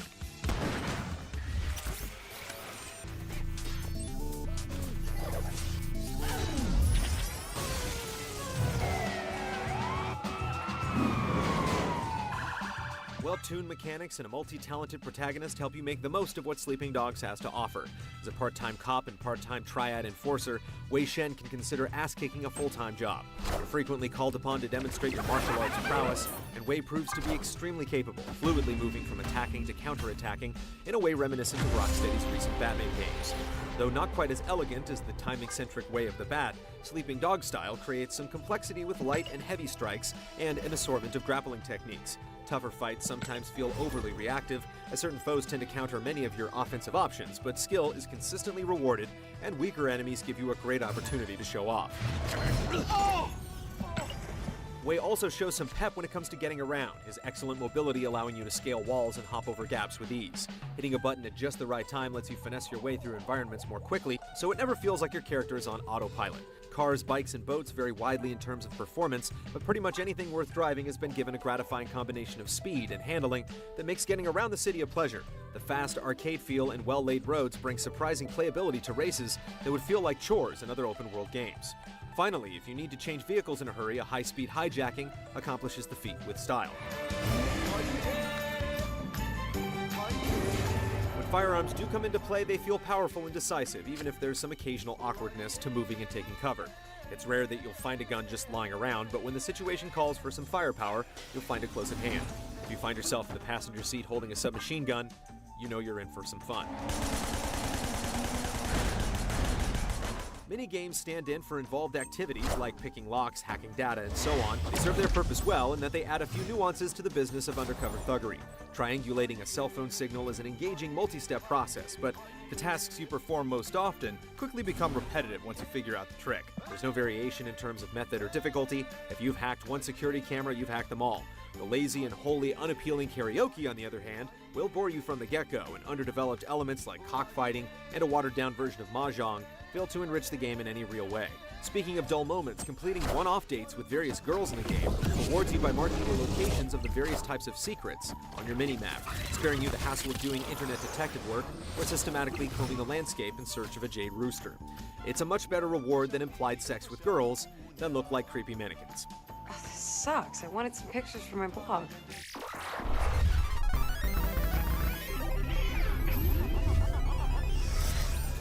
I need a car. At least on consoles, Sleeping Dog's looks are far from its strongest virtue. Convincing animation conveys power and pain and speed when action happens, but characters don't look very natural in cutscenes.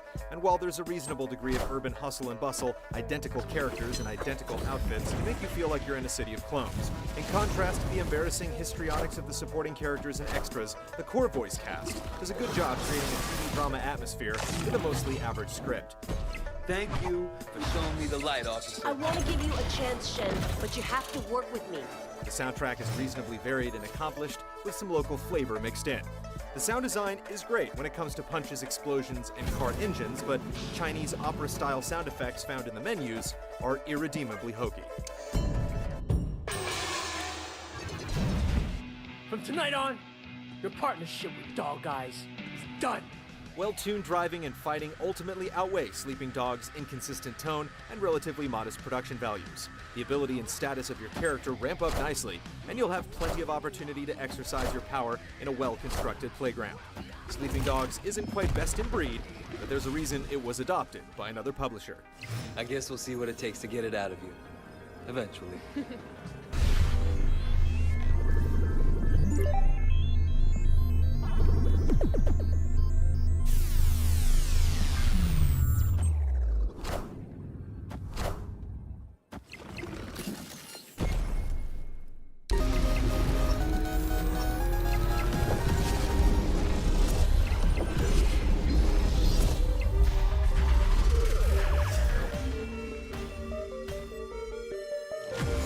When Sins of the Solar Empire first burst onto the real-time strategy scene in 2008, it conquered the hearts of thousands with its unique mix of civilization building and real-time space battles. 4 years later, it's still one of the best strategy experiences available on the market, and Rebellion steps up the already impressive ante with new ships, graphical updates, and an armada of tweaks. As a standalone expansion, it's the perfect package for newcomers, but are these features enticing enough for veterans to join the Rebellion?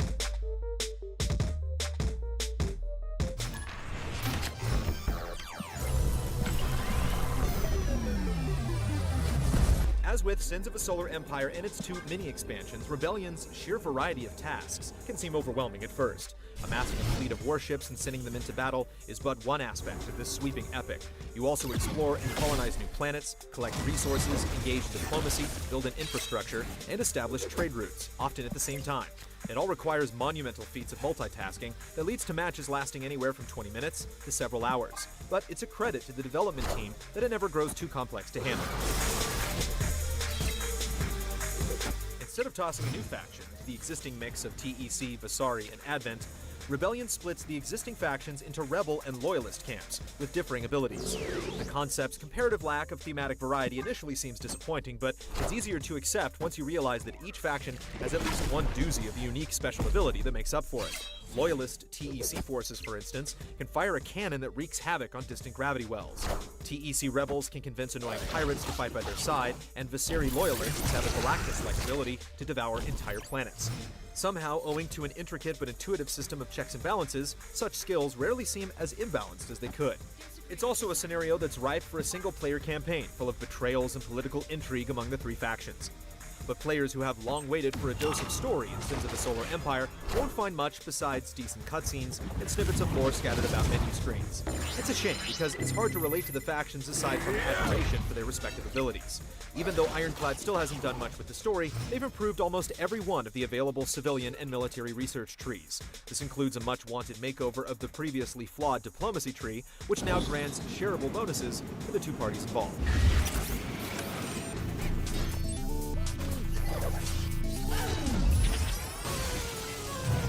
If you're new to Sins of a Solar Empire, keep in mind that its gameplay is every bit as complex as it sounds. A new set of extensive tutorials, one of the most intuitive user interfaces in strategy gaming, softens Sin's learning curve a bit, but you'll still want to get comfortable with the robust, single-player skirmishes before you jump online and battle with the veterans. Just be prepared for what feels like an inconsistent AI. While the brutally intelligent AI in Sin's previous releases felt perfectly balanced, the AI in Rebellion often vacillates between ridiculously easy to ridiculously hard. If you're a veteran, you'll find that nothing alters the gameplay of Sins of a Solar Empire so much as the introduction of Titans and Corvettes, which disrupt all of the comfortable strategies involving the existing capital ships, cruisers, and frigates you may have built up over the years. Corvettes may be cheap, versatile fighters that dwarf even frigates in size, but they can harry larger targets and pack a considerable punch in large numbers.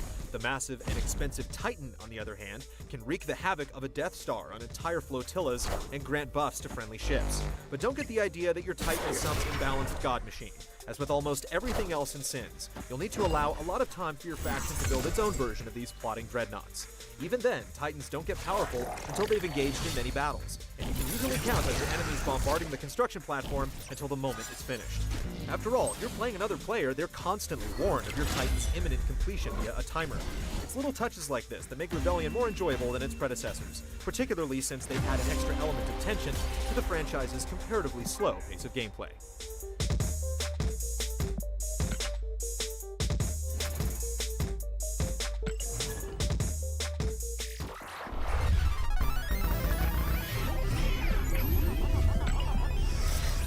Sins of a Solar Empire has never looked better, thanks to extensive graphical updates, and the welcome addition of shadows adds a degree of grandeur that was absent in the original game.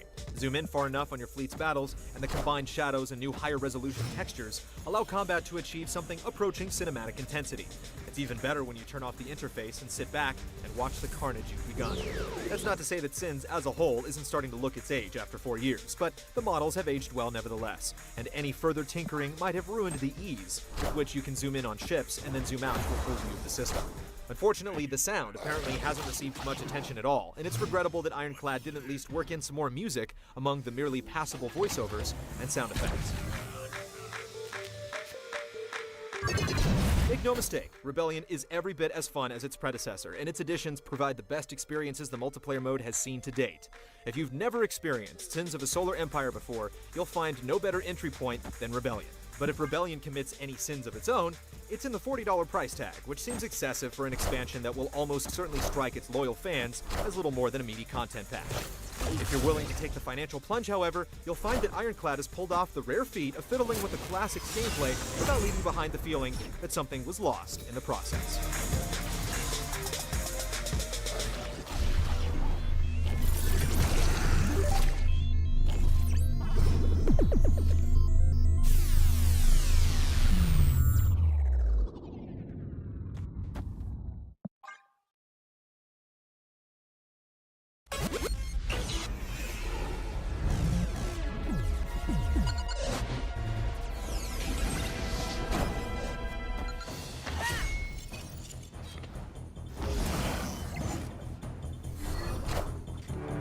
First announced at E3 2010, sorcery enchanted us with the allure of casting spells and brewing potions through the use of motion controls. It's easily the most enticing concept we've encountered, and one with the potential to help the move crack in a big way. Has Sony finally found the magic, or is this another black mark on Move's bumpy history? Whoa! That's pretty wicked.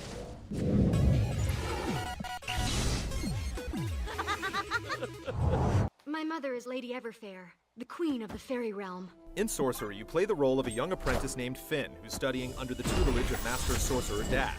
One day when Dash is out on errands, you go against his wishes and ruin a powerful potion the old man had been working on.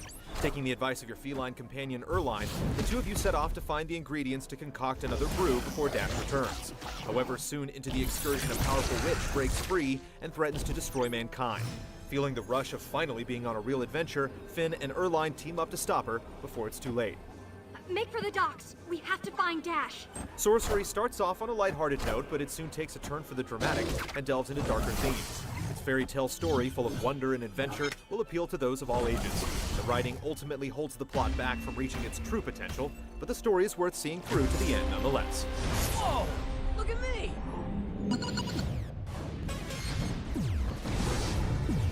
Bad idea. Incredibly stupid, awful idea. Come on, these guys are pushovers. Let's see what's inside.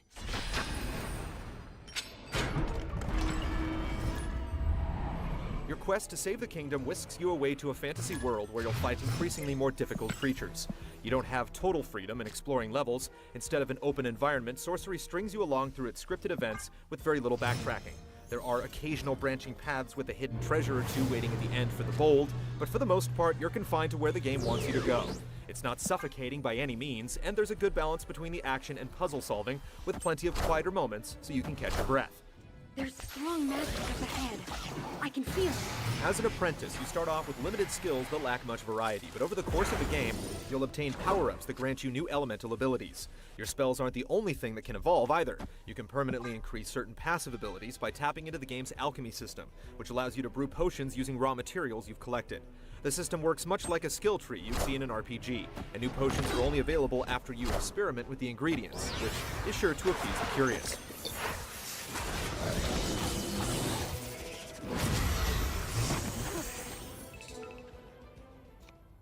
You're a sheep. Puzzles are few and far between, and mostly comprise of waving your wand in a direction to toss pillars or hitting switches with a blast of magic. Except for only a few scant instances that required more intricate thinking, the puzzles aren't very creative. Most of the challenge comes from figuring out how to take down some of the more fearsome monsters and bosses you encounter down the road, where you'll need quick reflexes and mastery of your repertoire of spells if you want to have any chance of success. This may look like a tame game on the surface, but the challenge can really ramp up down the stretch. I got a plan. Tell me. I fight the elf. That's not a plan. That's suicide. Though the game will last around 10 or so hours to complete, Sorcery is a bare-bones experience devoid of any extras, such as new costumes or additional modes, other than the single-player campaign. Considering you can't even select to replay from the start of a level, there's little incentive to come back for seconds. It could be anywhere. This looks like... Lock Barrow?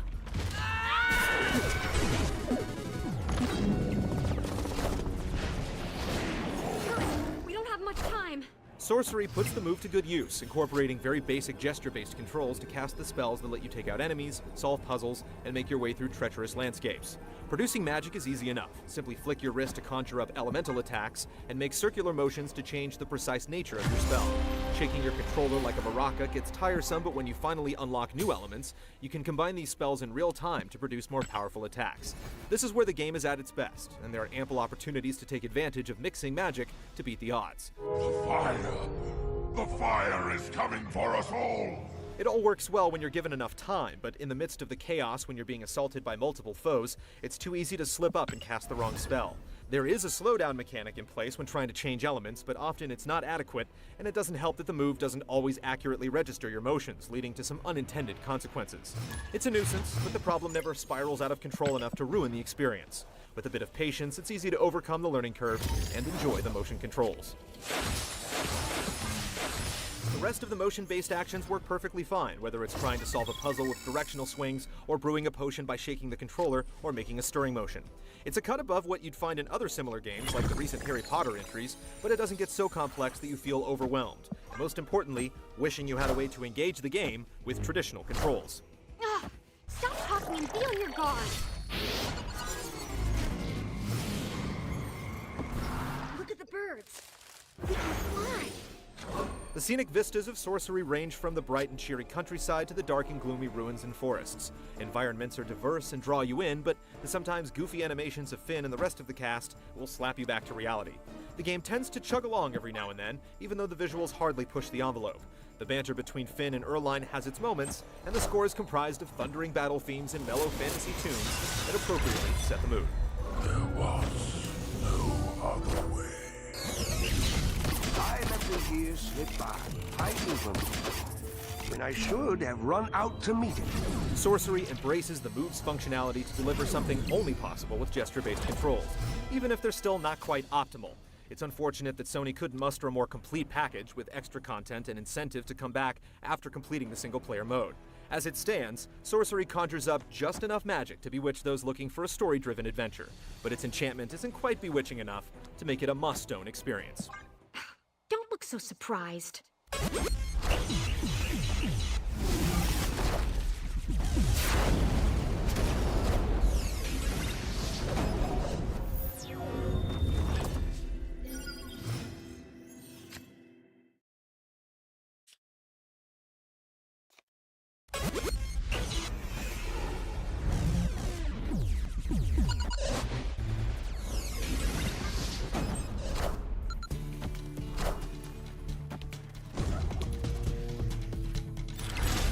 The Ghost Recon franchise cut its teeth on tactical squad-based warfare on the PC, but only once it brought the formula to the consoles did it become a hit.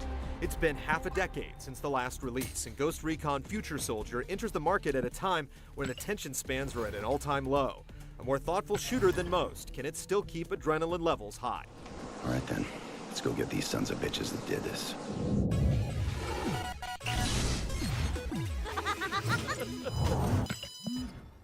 Predator, get out of there! Bomb! Get clear! Get clear! Move!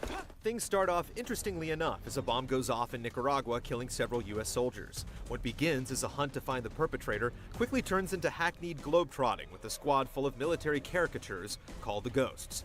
The plot practically decapitates itself. Since you're always looking for the bad guy, a clear villain is never established. Thugs and scumbags come and go, but there's no sense of cohesion between each level. Some of the cutscenes aren't quite bad enough to be good, and some surprisingly lack authenticity. One scene has the Ghosts rescuing a hostage without ever checking under the hood to see if they have the right person. It also shamelessly rips off its contemporaries, right down to the obligatory helicopter ride set to a poignant classic song. I shot the sheriff, but I didn't shoot the deputy.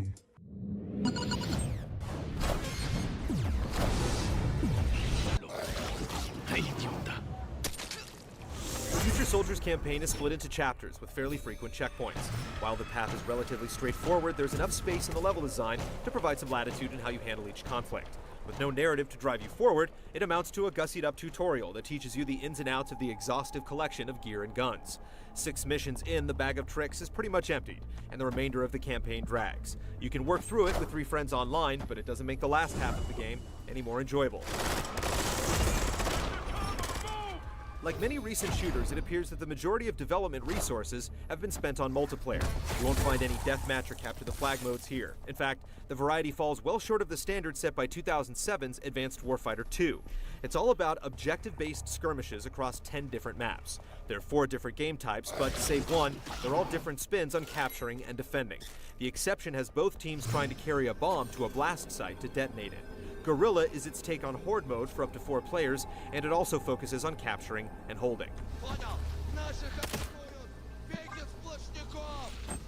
There's a leveling structure that strikes a nice balance between work and reward. Occasionally you're given a choice between 2 free weapon attachments, but you have to earn the rest. At each level reached, you're rewarded with attachment points for each of the game's 2 factions. You can then spend these in the gunsmith interface to unlock every part and parcel of a gun's construction. From muzzle to butt, you can build the ultimate weapon. Aside from being extremely slick, the exploding interface actually teaches you how a gun is constructed, and how each component influences its abilities. So they actually got those working. Not bad. Community is important in games like this, and it does a great job of keeping you wired into how your friends are playing. You can even send or accept challenges. And while the campaign is limp, the multiplayer has immense staying power for those who enjoy a more tactical bent.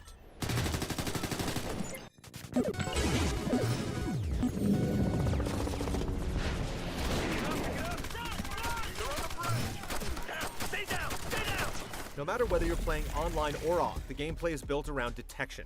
You can toss sensors that will reveal enemy locations or fly a UAV drone above the fray to uncover their positions. The campaign is split into 2 different mission types. They're the typical kill everything that moves objectives, and some levels that require stealth. The latter can frustrate because detection leads to instant mission failure. Eventually, the battlefield is loaded with foes, and it's difficult to determine their field of vision. You'll fail and have no idea why, turning the later stages into exercises in trial and error. Engage as necessary, but don't alert anyone. Playing cooperatively doesn't alleviate the issue because human-controlled soldiers are more easily detected than those manned by the computer. In multiplayer, detection is often the difference between victory and miserable defeat. If no one on your team uses sensors or drones, you have no chance. The nature of the objective-based modes also encourages camping as you attempt to defend each capture point. Demo charge in place and armed. At least when the enemy does come calling, you can utilize the best cover system in the genre. Moving in and out of protection is quick and intuitive, and once you've settled in behind an object, you can pop up and down or side to side with ease. The only caveat is that pulling out of cover can be a little clumsy, making close quarters confrontations awkward at times.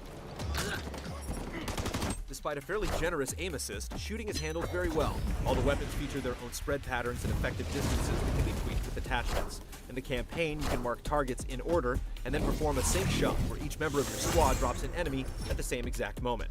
On your shot. The computer isn't especially smart, so they'll run directly into danger even after watching their comrades get dropped right in front of them. Your teammates fare a little better, aided by the fact that the enemy almost never detects them. They can navigate the environment to find a clear shot, and they are actually effective at felling foes on their own. Do it. Online, there are 2 teams of 8 with 2 squads apiece, and you can spawn on any of your squad mates provided they're not too close to an objective.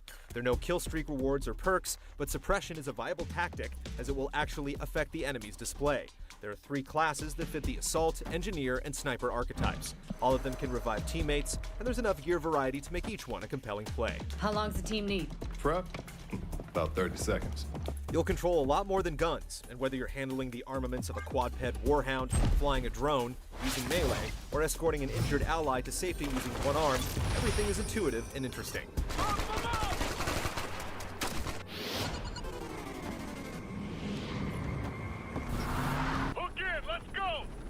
Future Soldier cut some corners with its presentation, but its visuals still hold their own.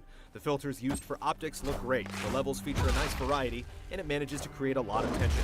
The HUD has entirely too many things to address, yet it never looks cluttered or becomes confusing or distracting. Textures get a little dicey up close, some objects can use an extra polygon or two, and the set pieces lack polish, but it runs at a steady rate, and there are plenty of objects to duck behind. The voice acting isn't particularly good, but it's not helped by the writing, while the music fails to make much of an impression. Let's get it together.